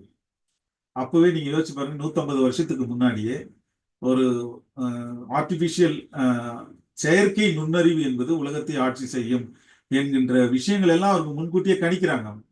ஏன் எப்படி கணிக்க முடியுது அவங்கள? அந்த புத்தகத்துல வந்து ஏங்கல்ஸும் கார்ல் மார்க்ஸும் சேர்ந்து எழுதின அந்த புத்தகத்துல எதனால அவர்கள் கணிக்க முடியுதுன்னா, தொழில் வளர்ச்சி என்பது எப்படி மாறுது அப்படின்றத கண்டுபிடிக்கிறாங்க. 2000 வருஷமா, அதாவது அடிமை ஆண்டான் அடிமை காலத்திலிருந்து மனிதனுடைய உழைப்பு எப்படியெல்லாம் மாறிக்கிட்டே வருது, முதலாளித்துவ சமூகத்துல வந்து எவ்வளவு பாயுது அப்படின்னு பாக்குறாங்க, பாய்ச்சல் உருவாகுது அப்படின்னு பாக்குறாங்க. அப்ப உதாரணத்துக்கு நீங்க சொல்லணும்னா, அது நான் ஏற்கனவே உங்களுக்கு சொன்னேன் இல்லையா, ஜெர்மனி இங்கிலாந்துல வந்து ஒரு துணி நெய்யணும் அப்படின்னா இந்தியாவில வந்து பருத்தி மூட்டைகளை கொண்டு வந்து அதை என்ன பண்ணுவாங்க, கொம்பை வச்சு அடிப்பாங்க. அடிச்சு அந்த பருத்தி காய்கள் எல்லாம் அடிச்சாங்கன்னா அந்த விதைகள் எல்லாம் பிரியும். அப்போ பிரிஞ்ச உடனே அதுல இருந்து பஞ்சை எடுத்து அதை நூலா திரிச்சு அதுக்கப்புறம் துணி நெய்வாங்க. ஆனா இங்கிலாந்துல ஒரு சின்ன ஒரு இன்வென்ஷன் நடக்குது. அந்த இன்வென்ஷன் என்னன்னா, பருத்தி காயை வந்து ஒரு மிஷின்ல போட்டா அது படப்படன்னு அடிச்சு காய் தனியா கொடுத்துரும், பஞ்சு தனியா கொடுத்துட்ட உடனே அது வந்து இன்னொரு இடத்துல ஒரு நூலா மாறும். அதுக்கப்புறம் வந்து துணி நெய்யக்கூடிய விஷயங்கள் அந்த படிப்படியா வந்த உடனே இந்த தொழில் வந்து பிரிக்கிற முறையை வந்து அங்க வந்து ஒரு தொழில் புரட்சி நடக்குது. இது போல பல விதமான ஒரு இன்வென்ஷன் அங்க நடந்துகிட்டே இருக்குது. அப்ப அவங்க என்ன யோசிக்கிறாங்கன்னா, இது அடுத்த கட்டத்துக்கு அட்வான்ஸா போகும். இப்போதைக்கு வந்து தொழிலை வந்து இந்த சின்ன இன்வென்ஷன் பிரிஞ்சு ஒரு கட்டத்துக்கு மேல தன்னைத்தானே எந்திரங்கள் வந்து இயக்குகின்ற ஒரு வாய்ப்பு உருவாகும் அப்படின்ற அடிப்படையில தான் அவங்க அதை கணிக்கிறாங்க. கணிச்சுட்டு இன்னைக்கு அது நம்ம வந்து உண்மையாகி கொண்டு இருக்கிறத நாம பார்க்கிறோம். ஒரு மிஷின் தன்னாலேயே வேலை செய்யக்கூடிய விஷயங்கள் எல்லாம் வந்து இருக்குதுன்னா அதுக்கான ஒரு விஷன் அவங்க கிட்ட இருந்தது. ஸோ இது எல்லாமே வந்து ஒரு மார்க்சியத்தை பத்தின ஒரு அடிப்படையா இருந்தாலும் கூட மனிதர்களுக்கான தேவை எது என்பதை பற்றி தான் கார்ல் மார்க்ஸுடைய பேசிக் கேள்வி. அந்த கேள்வியில் தான் இதெல்லாம் நாம் பார்க்கிறோம். கார்ல் மார்க்ஸுடைய அடிப்படை நோக்கம் என்பது முழுமையான சுதந்திரம். சுரண்டலற்ற ஒரு சமுதாயத்தில் மனிதர்கள் வாழ வேண்டும் அப்படின்னா, சுரண்டலற்ற ஒரு சமுதாயத்தை உருவாக்குவதற்கான காரணிகள் என்ன, எதையெல்லாம் நீக்கலாம், எதையெல்லாம் அப்புறப்படுத்தலாம், அதற்கு யாரெல்லாம் என்ன செய்யலாம் அப்படின்றப்போ அவர் வந்து என்ன சொல்றாருன்னா, அவர் காலத்துல இந்த சமூகத்தில் சுரண்டல் இருந்துகிட்டே தான் இருக்கும். முதலாளிகள் வந்து தனது செல்வத்தை வந்து குவிச்சுக்கிட்டே ஒரு பக்கம் போக போக உழைப்பை விற்கின்ற தொழிலாளர்கள், இதனால் பாதிக்கப்பட்ட தொழிலாளர்கள் இந்த முதலாளித்துவ சமூகத்தை தூக்கி எறிந்து ஒரு கம்யூனிஸ்ட் சமுதாயத்தை உருவாக்குவார்கள், சோசியலிச சமூகத்தை உருவாக்கி அதன் மூலமாக கம்யூனிசத்தை நோக்கி நகர்வார்கள். அதற்கு தொழிலாளர்கள் தான் முன்னணி படையாக இருப்பாங்க அப்படின்றத அவர் கண்டுபிடிச்சதன் மூலமாக உலகம் முழுவதும் கம்யூனிச பார்ட்டிகள் இடதுசாரி இயக்கங்கள் உருவாகி கம்யூனிஸ்ட் கட்சிகள் உருவாக்கப்பட்டு தொழிலாளர்கள் அதனுடைய முன்னணி தலைவர்களாக உருவாகி புரட்சிகளை நடத்த தொடங்குறாங்க. உலகத்திலே வேற எந்த தத்துவமும் புரட்சிகளை நடத்துவதற்கு வழிகாட்டியதே இல்லை. மதங்கள் வழிகாட்டலாம், தத்துவங்கள் வழிகாட்டியதே இல்லை. முதன்முறையாக காரல் மார்க்ஸ் தான் தன்னுடைய தத்துவத்தின் மூலமாக தொழிலாளர்கள் புரட்சியை நடத்தி ஆட்சியை பிடிக்க முடியும் என்கின்ற ஒரு வழிகாட்டுறாங்க. அந்த அடிப்படையில் அவர் காலத்திலே பாரிஸ்ல ஒரு மிகப்பெரிய புரட்சி நடந்து பாரிஸ் கம்யூன் அப்படின்ற ஒரு ஒரு ஒரு 2 மாசம் மட்டும் நடந்த ஒரு அரசு உருவாகுது. அந்த அரசை ரொம்ப தீவிரமா அவர் காலத்துல ஒரு ஆராய்ச்சி பண்றாரு. இது எங்க எங்க என்ன நடக்குது, அதுக்குள்ள எப்படி விழப்போகுது அப்படின்றதெல்லாம் ஆராய்ச்சி பண்ணி பாக்குறாரு. நீண்ட காலம் நிலைக்கும் அப்படின்னு எல்லாம் நம்புறாரு. ஆனா 2 மாசத்திலேயே அந்த ஆட்சி விழுந்து போய் அதுல உழைச்ச தொழிலாளர்கள் ஏகப்பட்ட பேர், சுமார் 40,000 பேர், 1000க்கு மேற்பட்டவர்கள் தூக்கிலிடப்பட்டு சுட்டு கொல்லப்பட்டு அவர்கள் எல்லாம் கொல்லப்பட்டு அந்த ஆட்சி அகற்றப்பட்டு திரும்ப வழக்கம் போல முதலாளிகளுடைய ஆட்சி உருவாகுது. ஸோ இது ஒரு மிகப்பெரிய ஒரு அதிர்ச்சியை கொடுத்தது. அப்புறம் தான் அவர் லண்டன்ல போய் செட்டில் ஆகும்போது முழுக்கவே இதனுடைய டயலெக்டிக்ஸை பத்தி புரிஞ்சுக்கணும் அப்படின்றதுக்காக வெளியிலே அதிகமா வராம அந்த முழுக்க லைப்ரரியிலேயே இருந்து தன்னுடைய மூலதனத்துல இதுக்கான விடைகள் எல்லாம் தேடுறாரு. அப்போ அந்த தேடி உருவான அந்த புத்தகம் தான் மூலதனமா வந்திருக்குது. கம்யூனிஸ்ட் மேனிஃபெஸ்டோ இதற்கெல்லாம் முன்னாடியே அவர் எழுதினாலும் கம்யூனிஸ்ட் சமுதாயம் எப்படி உருவாக போகுது அப்படின்றதெல்லாம் அவர் கணிச்சாரு. லெனினை பொறுத்த வரைக்கும் அந்த புத்தகத்தை 100 முறைக்கு மேல அவர் படிச்சுதான் அவர் சொல்லியிருக்காரு. அந்த புத்தகத்தின் அடிப்படையில தான் அவர் ரஷ்யாவில் புரட்சி நடத்தினது எல்லாமே நடந்தது. ஆனாலும் கம்யூனிசம் மட்டுமே காரல் மார்க்ஸுடைய கான்ட்ரிபியூஷன் இல்லை. இடதுசாரிகள் அதுல முரண்பட்டு இருக்கலாம். கம்யூனிசத்தையும் தாண்டி மாடர்ன் சொசைட்டி எப்படி உருவாக போகுது என்கின்ற ஒரு சோசியாலஜிக்கல் ஆஸ்பெக்ட்ல காரல் மார்க்ஸுடைய ஃபோர்காஸ்ட் இன்னைக்கு ரொம்ப தெளிவா இருக்கு. நான் யூரோப் முழுவதும் சுத்தி பார்க்கின்ற போது இன்றைய ஐரோப்பாவை வடிவமைச்சிருக்கிறதுல காரல் மார்க்ஸ் மிகப்பெரிய பங்காற்றியதை பார்த்து எனக்கு ரொம்ப ஆச்சரியமா இருந்தது. எதுக்காக அவங்க எல்லாம் அதை செய்யறாங்க, எது பின்பற்றுறாங்க சொல்லவே மாட்டாங்க. காரல் மார்க்ஸ் தான் நாங்க பின்பற்றி இந்த மாற்றங்களை எல்லாம் உருவாக்குறோம்னு சொல்ல மாட்டாங்க. ஏன்னா கம்யூனிசம் என்கின்ற சிந்தனை அவர்களுக்குள்ள போயிடக்கூடாது அப்படின்னு மறைமுகமாக மார்க்சிய சிந்தனைகளை அவர்கள் நடைமுறைப்படுத்துதெல்லாம் பார்த்து எனக்கு ரொம்ப ஆச்சரியமா இருந்தது. அந்த அடிப்படையில் காரல் மார்க்ஸுடைய மேஜர் கான்ட்ரிபியூஷன் பற்றி ஒரு சுருக்கம் தான் உங்களுக்கு நான் சொல்லியிருக்கிறேன். இதற்கு மேல உங்களுக்கு கேள்வியில இருந்தா இதுக்கு நான் பதில் சொல்ல தயாரா இருக்கேன். நன்றி, வணக்கம். நன்றி சார். மிக சுருக்கமாக காரல் மார்க்ஸை நான் எல்லாரும் புரிஞ்சுக்கிட்டேன்னு சொல்றதுல எல்லாரும் ஆர்வமுடையவங்களா இருக்கிறாங்க. ஆனா உண்மையிலே புரிஞ்சுக்கிட்டாங்களான்னு கேட்டீங்கன்னா இல்ல அப்படின்றதுக்காக பல கருத்துக்களை முன்னிலைப்படுத்தினீங்க. பங்கேற்பாளர்கள் தங்களுடைய கருத்துக்களையும் கேள்விகளையும் முன்வைக்கலாம்.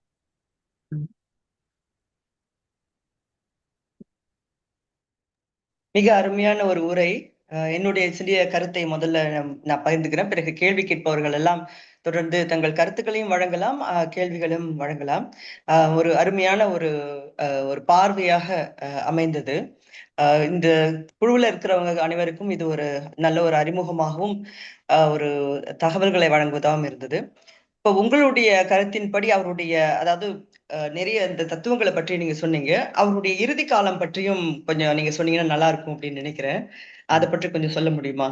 அவருடைய மறைவு, அதற்கு பிறகு எப்படி அவருடைய தத்துவங்கள் பரவியது, அல்லது மறைவு அந்த காலகட்டத்தில் அவருடைய நிலை எப்படி இருந்தது, அது வரவேற்கத்தக்க வகையில் அவருடைய வாழ்க்கை முறை இருந்ததா, அல்லது பல சிரமங்களோடு அவர் வாழ்ந்தாரா அப்படிங்கிற சில விஷயங்களை பகிர்ந்தா நல்லா இருக்கும் அப்படின்னு நினைக்கிறேன். காரல் மார்க்ஸை பொறுத்த வரைக்கும் வசதியான குடும்பத்தில் பிறந்தவர். அவரே சொல்லுவாரு, நான் கழுத்து வரைக்கும் பூஷ்வாவா இருக்கிறேன் அப்படின்னு சொல்லுவாரு. கழுத்துக்கு மேலதான் நான் புரளோட்ட, அதாவது தொழிலாளனா இருக்கிறேன். கழுத்து வரைக்கும் ஒரு நடுத்தர வர்க்கத்துக்கான மனநிலையோட தான் இருக்கிறேன் அப்படின்றதெல்லாம் அவரே வெளிப்படையா சொல்லியிருக்காரு. கழுத்து வரையில் நான் புருஷுவா அப்படின்னு எல்லாம் சொல்லியிருக்காரு. ஸோ அந்த மாதிரி ஒரு வசதியான குடும்பத்தில் பிறந்தவர் தான், அதுல எந்த சந்தேகமும் இல்லை. அவருடைய மனைவி அதை விட வசதியான குடும்பத்தில் பிறந்தவர்கள். ஆனால் அவர் 2 பேரும் வாழ்ந்த வறுமையான வாழ்க்கையை மற்றவர்கள் வாழ்ந்திருப்பார்களான்னு சொல்ல முடியாது. வசதியாக பிறந்து தான் ஏற்றுக்கொண்ட தத்துவம், தான் கத்துக்கிட்ட தத்துவம் வந்து அவர் வறுமையில தள்ளிடுச்சு. ஏன்னா அவர் உருவாக்கின அந்த தத்துவம் வந்து உலகத்திற்கு தான் வழிகாட்டியதே தவிர அவருக்கு சோறு போடவே இல்லை. ஒருவேளை வந்து ஏங்கல்ஸ் மட்டும் அவருக்கு நண்பராக வராமல் போயிருந்தால் அவர் வந்து சின்ன வயசுல இறந்து கூட போயிருக்கலாம் அப்படின்னு நான் பார்த்துருக்கேன். ஜெனி மார்க்ஸ் வந்து அவருடைய மனைவி வந்து ஒரு புத்தகத்தை சின்ன ஒரு கட்டுரை எழுதினாங்க, அவங்களுடைய ஒரு நாள் வாழ்க்கை எப்படி இருக்கும்ட்டு. அந்த கட்டுரையை கிடைச்சா எங்களது ஒரு நாள் வாழ்க்கை அப்படின்னு தமிழ்ல கூட கிடைக்குது. அந்த கட்டுரையை வாங்கி படிச்சீங்கன்னா கண்ணீர் வரும். அந்த அளவுக்கு அவர்களுடைய வாழ்க்கை வந்து அவ்வளவு கொடூரமான ஒரு வாழ்க்கையா இருந்துச்சு. அதாவது ரியால இருந்து அவர் பான் பல்கலைக்கழகத்துல அவர் இருக்காரு. அப்புறம் பிராங்க்பர்ட்ல வந்து தங்குறாரு. அதுக்கப்புறம் வந்து பிராங்க்பர்ட் வந்து ஜெர்மனில ஒரு நகரத்துல தங்குறாரு. அதுக்கு பிறகு பிரேசிலுக்கு போறாரு. பிரேசில்ல இருந்து பாரிஸுக்கு போறாரு. கல்யாணம் ஆயிட்டு பாரிஸுக்கு போறாரு. இப்படி பல நாடுகள், ஒரு நாடோடி தான் அவர்.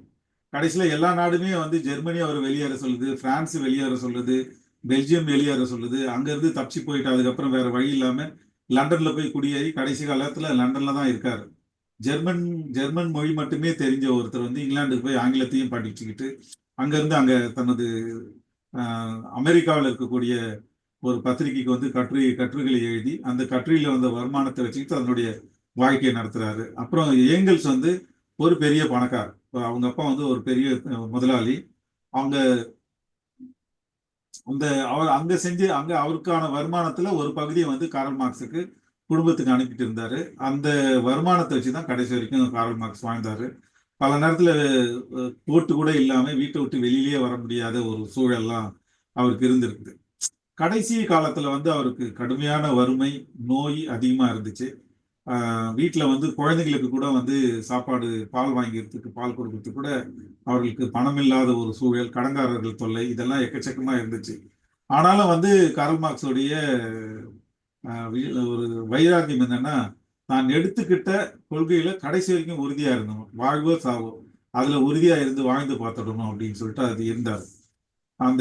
அதை பத்தி அவங்க ஜெனி மார்க்ஸ் எழுதுனதெல்லாம் கிறிஸ்துமஸ் காலத்துல அவங்க வந்து எப்படியெல்லாம் நடந்துக்கிட்டாங்க அப்படின்றதெல்லாம், கிறிஸ்துமஸ் அவங்க ரொம்ப விசேஷமா கொண்டாடக்கூடிய ஒரு விஷயம். அவர்கள் குடும்பமே நாத்திக குடும்பமா இருந்தாலும் கிறிஸ்துமஸ் ரொம்ப விமர்சையா கொண்டாடணும்னு நினைப்பாங்க அவங்க. அந்த மாதிரி ஒரு ஃபேமிலி. ஆனாலும் கிறிஸ்துமஸ் கொண்டாட முடியாத ஒரு சூழலெல்லாம் அவங்களுக்கு இருந்திருக்குது. ஏன்னா பணம் இல்லை சுத்தமா. அப்போ மனைவி வந்து ரொம்ப நோய்வாய்ப்பட்டு இருந்த நேரத்துல அவங்கள காப்பாற்ற கூட அவரால் முடியல. கார்ல் மார்க்ஸுக்கு விட அவர் வந்து ஜெனி வந்து 4 வயசு மூத்தவங்களா இருந்தாருன்னா அதெல்லாம் ஒரு பெரிய மேட்டர் இல்லை அவங்களுக்கு. அவ்வளவு ஒரு தீவிரமான ஜென்னி கார்ல் மார்க்ஸுடைய காதலை போல உலகத்தின் வேறு காதலையே நீங்க பார்க்க முடியாது. அவ்வளவு தீவிரமான ஒரு காதல் அவங்களுக்கு 2 பேருக்கும். ஆனா மார்க்ஸ் வந்து 1881 இறந்து போறாங்க. இறந்து போன உடனே அவருடைய போட்டோவெல்லாம் நான் செக் பண்ணி பார்த்தேன். அதுக்கு முன்னாடி வரைக்கும் கார்ல் மார்க்ஸுடைய ஹேர் ஸ்டைல் அவ்வளோ அழகா இருக்கும், நிறைய இருக்காது. ஆனா ஜெனி மார்க்ஸ் இறந்து 1 வருஷத்துக்கான போட்டோ நீங்க பாத்தீங்கன்னா ஒரு முடி கூட அவருடைய தலையில வந்து கருப்பு முடி இல்லாம எல்லா முடியும் வெள்ளையாயிடுச்சு. அந்த அளவுக்கு அவருக்கான துயரம் வந்து இருந்தது. அப்போ ஏங்கல்ஸ் என்ன சொன்னார்னா, ஜென்னி இறந்த உடனே ஏங்கல்ஸை புதைக்கிறாங்க. புதைக்கும் போது மார்க்ஸ் ஏங்கல்ஸ் பேசுறாரு, ஜென்னி மட்டும் இறக்கல, மார்க்ஸும் இறந்துட்டாரு அப்படின்னு அவர் டிக்ளேர் பண்றாரு அந்த இடத்துல. அந்த அளவிற்கு 2 பேரும் இணை பிரியாதவர்களா இருந்திருக்கிறாங்க. அப்புறம் வந்து அந்த துக்கத்தை தாளாம அதுக்கப்புறம் 1883 அவர் முதல் பொண்ணு அவருடைய மூத்த பொண்ணு இறந்து போறாங்க. 2வது வந்து அந்த வருஷத்திலேயே கார்ல் மார்க்ஸ் இறந்து போறாங்க. ஸோ ஒரு 81, 83 இந்த 2.5 வருஷத்துக்குள்ள ஒட்டுமொத்த குடும்பமே இறந்து போகுது. அந்த அளவிற்கு ஒரு தீவிரமான ஒரு வறுமையிலேயும் காதலிலேயும் அன்பிலேயும் ஒரு இணைந்த ஒரு குடும்பமா இருந்தாங்க அவங்க. தனிப்பட்ட வாழ்க்கையில வந்து எந்த விதமான குறையும் இல்லாத ஒரு மனிதரா இருந்தாரு.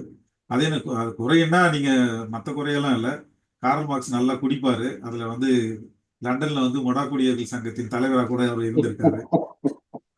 ஆனா எந்த இடத்திலேயும் வந்து தனது தத்துவத்தில் ஒரு அங்குலம் கூட பின்வாங்காத ஒரு தீவிரமான உலகம் கண்ட புரட்சியாளர்களில் முதன்மையானவர்.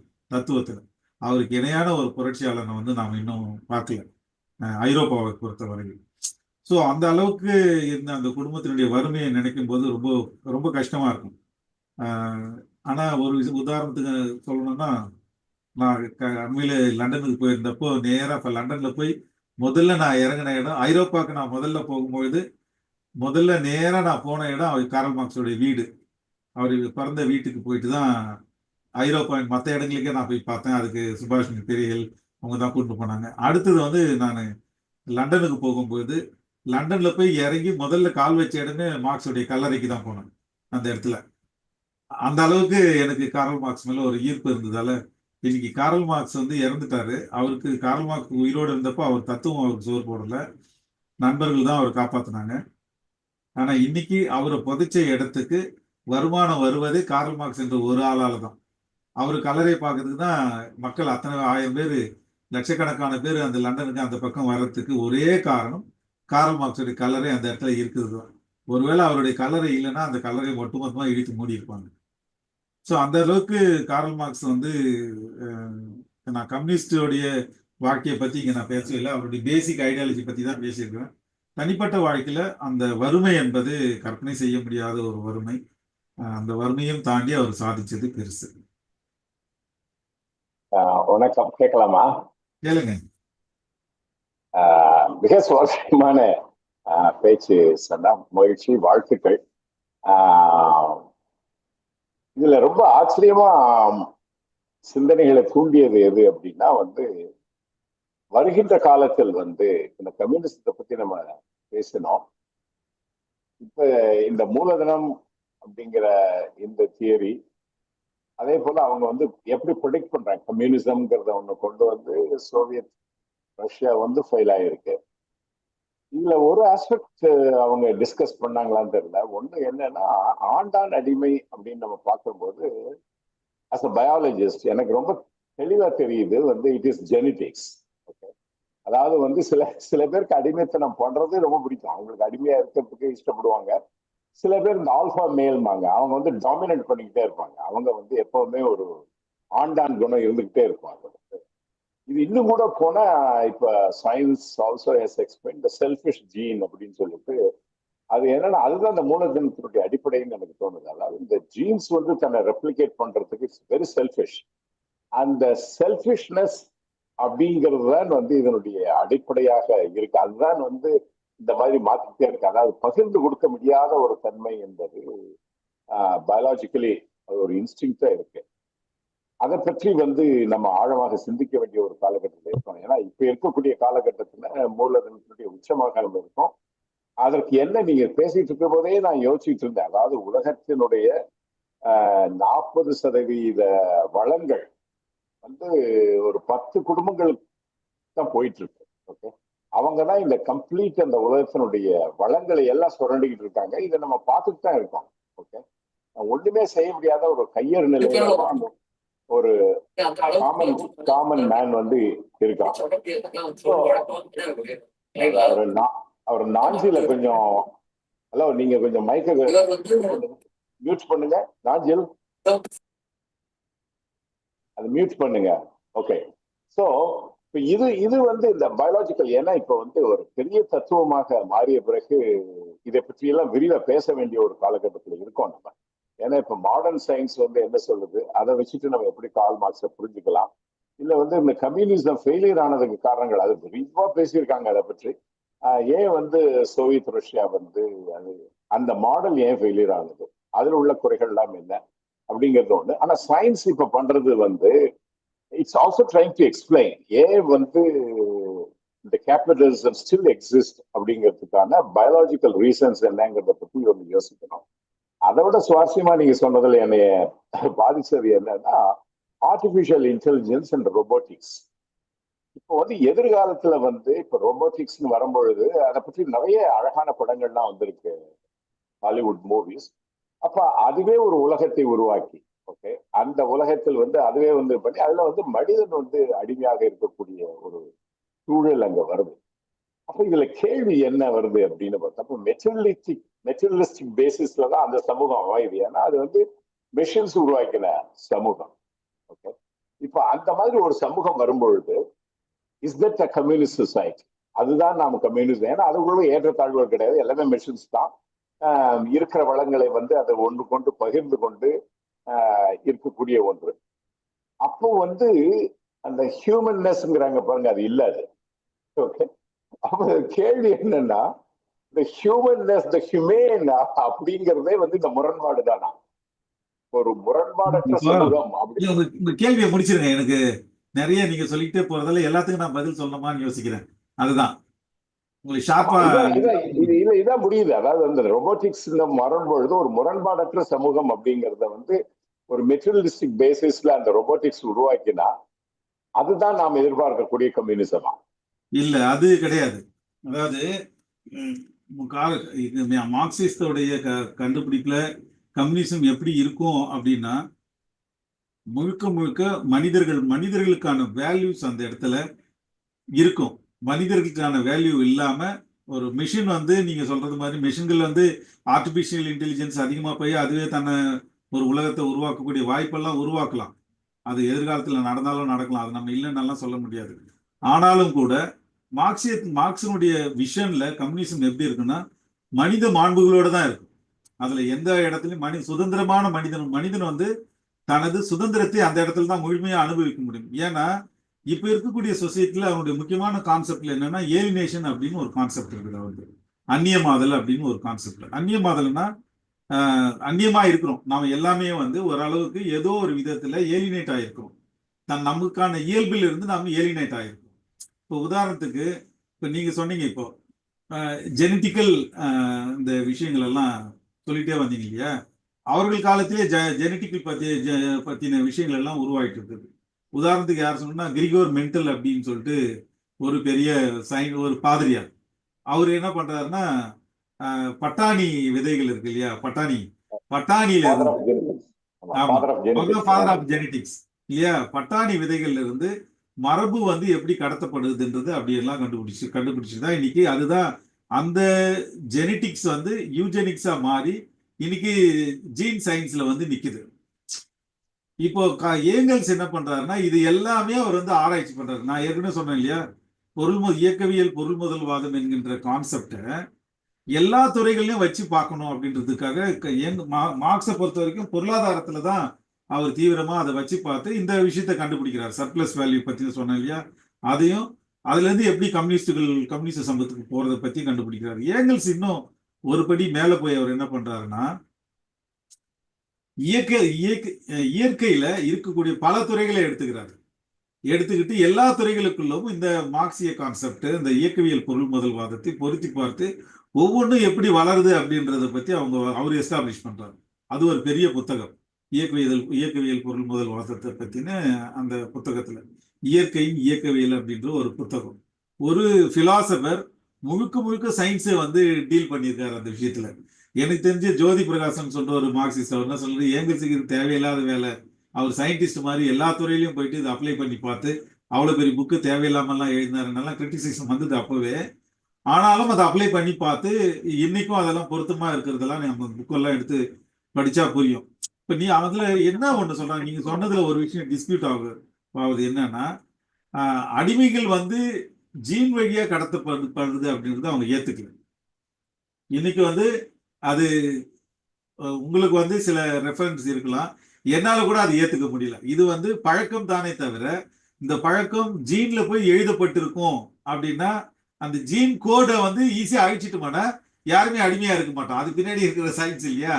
ஸோ அது வந்து அவங்க ஏத்துக்கல, அப்பவே அதை ஏத்துக்கல, அது பண்ண முடியாது அப்படின்னு சொல்லிட்டு டிஸ்ப்ரூவ் பண்றாங்க. அதுக்கு பிறகு கம்யூனிசம் சமூகத்துல வந்து எப்படி இருக்குன்ற விஷன் நீங்க சொன்ன மாதிரி ஹியூமன் டச் இல்லாம கம்யூனிசம் சமுதாயம் வந்து இருக்காது. ஏன்னா சொத்து என்பதுதான் ரொம்ப முக்கியமான ஒரு விஷயம்.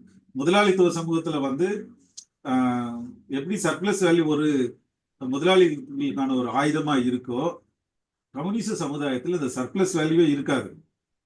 அதாவது லாபம் என்கின்ற ஒன்னே இருக்காது. லாபம் என்கின்ற ஒன்னே இல்லாதப்போ சொத்து என்றதே உருவாகாது. இப்போ சொத்து எல்லாருக்கும் சமமா பங்கிடப்படும். சொத்துக்கான மதிப்பு இல்லைன்னா சொத்து பத்தின ஒரு ஆர்வமே மக்களுக்கு இருக்காது. இப்போ சொத்து சுதந்திரமா இருக்கும்.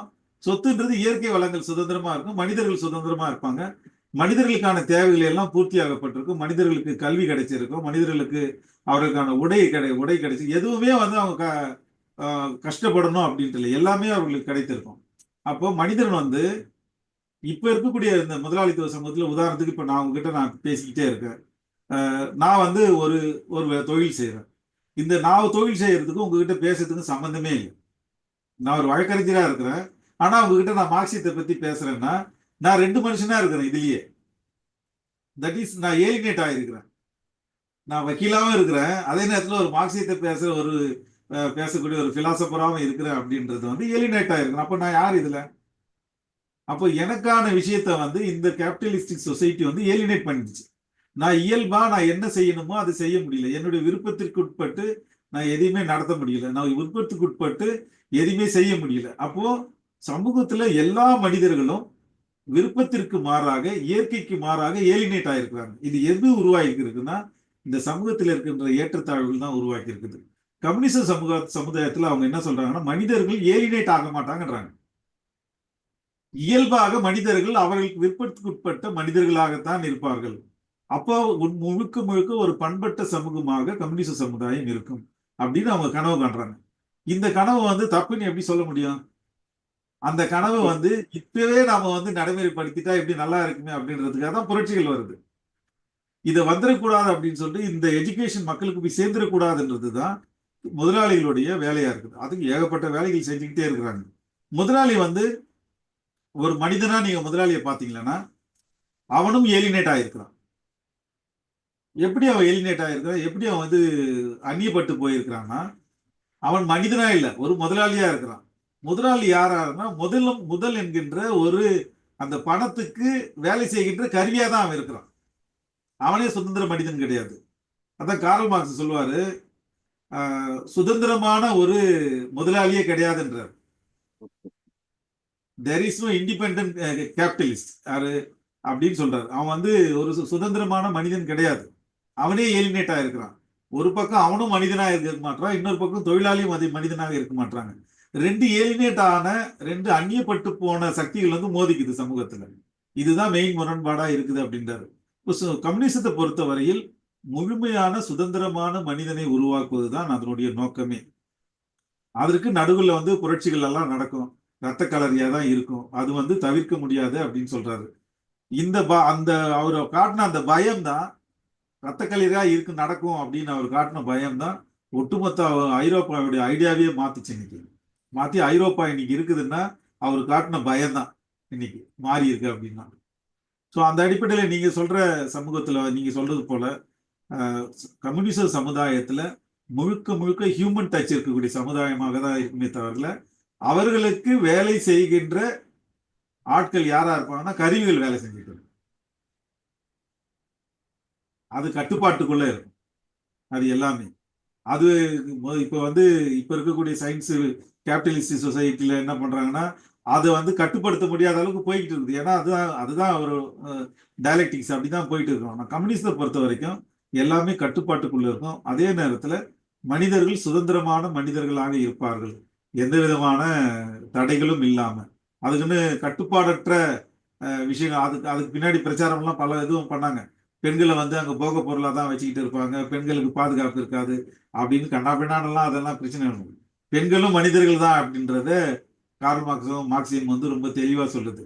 இப்போ மனிதர்கள் என்ன ஆண்கள் அப்படின்னு கேபிட்டலிஸ்ட் சமூகத்துல சேர்ந்தவங்க சொல்லிட்டு இருக்கிற நேரத்துல மனிதர்கள் என்றால் பெண்களும் மனிதர்கள் தான், ஆண்களும் மனிதர்கள் தான், 2 பேரும் ஈக்குவலா தான் இருப்பாங்க. அவர்களுக்கு என்ன விருப்பமோ அதை செய்வாங்க, அதுல எந்த விதமான தடையும் இருக்காது. மேம்பட்ட ஒரு பண்பட்ட சமூகமாக கம்யூனிச சமுதாயம் இருக்கும் அப்படின்ற அவங்க கனவு காண்றாங்க. இது எப்படி போகும் அப்படின்றதுக்கான ஒரு டீச்சிங் தான் அவங்களோட டீச்சிங். ஸோ இப்ப இருக்கக்கூடிய இளைஞர்களுக்கு இப்ப நான் சொல்றது இது மூலமா சொல்றது என்னன்னா, கார்ல் மார்க்ஸ் வந்து இதுக்குள்ள தன்னுடைய மார்க்சியத்துக்குள்ள வரத்துக்கு மார்க்ஸ் பிறந்தாருன்னு ஒரு புத்தகமே இருக்குது. ஹென்ரி வோல்கர் அப்படின்னு ஒருத்தர் எழுத புத்தகம் வந்து ஒரு சின்ன புத்தகம், ரொம்ப அருமையான புத்தகம். அந்த புத்தகத்துல வந்து மார்க்ஸ் எப்படி மார்க்ஸா மாறுறாரு அப்படின்றதுக்கான விஷயம் இருக்குது. அது காரணம் அவர் வந்து தத்துவங்களை படிச்சு படிச்சு படிச்சு படிச்சு எப்படி வர்றாங்க அப்படின்னு சொல்லிட்டு தான். ஆனா இன்னைக்கு இருக்கக்கூடிய இளைஞர்களுக்கு வந்து அப்படி படிக்கக்கூடிய ஒரு வாய்ப்பு இருக்கா அப்படின்ற கேள்விக்கு நாம விடை காண வேண்டியிருக்கு. அதனால கம்யூனிஸ்ட் சமுதாயத்துல வந்து முழுக்க முழுக்க ஹியூமன் டச் இருக்கக்கூடிய சமுதாயம் தான், அதுல ஏலினேஷனே இருக்காது. அதான் முக்கியம். பியூட்டிஃபுல். ஒரே ஒரு பாயிண்ட் டிஸ்கஸ் பண்ணிட்டு ரொம்ப ரொம்ப அழகா சொன்னீங்க. பட் இது எப்படி இருக்குன்னா it's very idealistic society. Okay, இந்த நம்ம உருவாகிறது வந்து அன்கண்டிஷனல் லிபரேஷன். நீங்க சொல்றது எந்த கண்டிஷனும் இல்லாத ஒரு விடுதலை. அப்படிப்பட்ட ஒரு சமூகம் உருவாக்கும் பொழுது ஒரு சமதர்ம சமுதாயம், அதுல வந்து எந்தவித ஏற்றத்தாழ்வுகளும் கிடையாது, ஆண் பெண் வித்தியாசம் கிடையாது, வளங்களை வந்து சரியாக பகிர்ந்து கொண்டு நாம் வாழக்கூடிய இது வந்து இப்ப கரண்ட் என்விரான்மெண்டல் சயின்சஸோட தியரியோட ரொம்ப ஒத்து போகுது. அது வந்து கரண்ட் என்விரான்மெண்டல் சயின்ஸ்ல என்னன்னா நெக்ஸஸ் அப்படின்னு ஒரு கான்செப்டை கொண்டு வரும். இந்த நெக்ஸஸ் அப்படிங்கிறது என்ன சொல்லுது அப்படின்னா வந்து இந்த உலகமே இயங்குவதற்கு காரணம் என்ன அப்படின்னா 2 ஃபேக்டர்ஸ். ஒண்ணு வந்து இன்டர் டிபெண்டன்ஸ். நான் உங்களை நம்பியிருக்கேன், நீங்க என்னை நம்பியிருக்கீங்க ஏதோ ஒரு வகையில. ஓகே, இப்ப நீங்க அறிவு கொடுக்குறீங்க, அறிவு தானம் பண்றீங்க, நான் கேட்டுக்கிட்டு இருக்கேன். ஓகே, ஸோ அந்த வகையில வந்து நான் உங்களை டிபெண்ட் ஆயிருக்கேன், இன்டர் டிபெண்டன்ஸ். இன்னொன்று வந்து இன்டர் கனெக்டிவிட்டி. இந்த இன்டர் கனெக்டிவிட்டியை தான் நம்ம மறந்துடும். இப்ப நீங்க சொன்னீங்க பாருங்களேன், அழகா வந்து அந்த பஞ்சு பொதியை வந்து அவனுக்கு ஒரு கூலி கொடுக்குறவங்கிறது பொறுத்து அதுல நிறைய இன்டர்நெட் இருக்கு, அதுக்குள்ள ஒரு பெரிய நெட்வொர்க்கே இருக்கு. அவன் அந்த உழைப்புக்கு கொடுக்கறதுக்கு வந்து அதற்கு பின்னாடி உள்ள நெட்வொர்க்கை பத்தி நீங்க சொன்னீங்க. ஸோ அந்த நெட்வொர்க் அதுதான் வந்து இன்டர் கனெக்டிவிட்டி. இப்போ வந்து நம்ம பேசுறது வந்து நெக்ஸஸ் அப்படிங்கறத வந்து அதுதான் இப்போ சூழலியல் வந்து இந்த மாதிரி ஒரு சமூகத்தை தான் எதிர்நோக்கி சொல்லுது. அது இது எங்க வந்து முடிக்கும் சூழலியல் நோக்கில் அப்படின்னா வந்து we will live in harmony with nature. நேச்சர்ங்கிறது நீங்க பாத்தீங்கன்னா ஓவர் த பாஸ்ட் 4.7 பில்லியன் இயர்ஸ்ல வந்து உண்மையிலேயே நீங்க பாத்தீங்கன்னா வந்து இயற்கை வந்து ஒரு கம்யூனிஸ்ட் சமுதாயத்தை தான் உருவாக்கிட்டு இருக்கு. அதன் அளவுல அது வந்து எல்லாத்தையும் பகிர்ந்து கொண்டு எந்த வேஸ்டேஜும் இல்லாம எல்லாத்தையும் ஒரு ஈக்குவல் டிஸ்ட்ரிபியூஷன் பண்ணிட்டு தான் இருந்திருக்கு. ஆனால் மனிதன் என்ற ஒரு உயிரி வந்ததற்கு பிறகுதான் இந்த உலகத்துல இவ்வளவு பெரிய மாற்றங்கள், இவ்வளவு பெரிய ஒரு சூழல் கேடுகள் இந்த உலகத்தை அழிக்கக்கூடிய ஒரு நிலையில் இருக்கு. அப்படிங்கிற பொழுது நீங்க சொன்ன உடனே I apply this to environmental sciences and I feel exactly it fits very well. Thank you. Harsha, நீங்க கேள்வி கேட்கலாம்.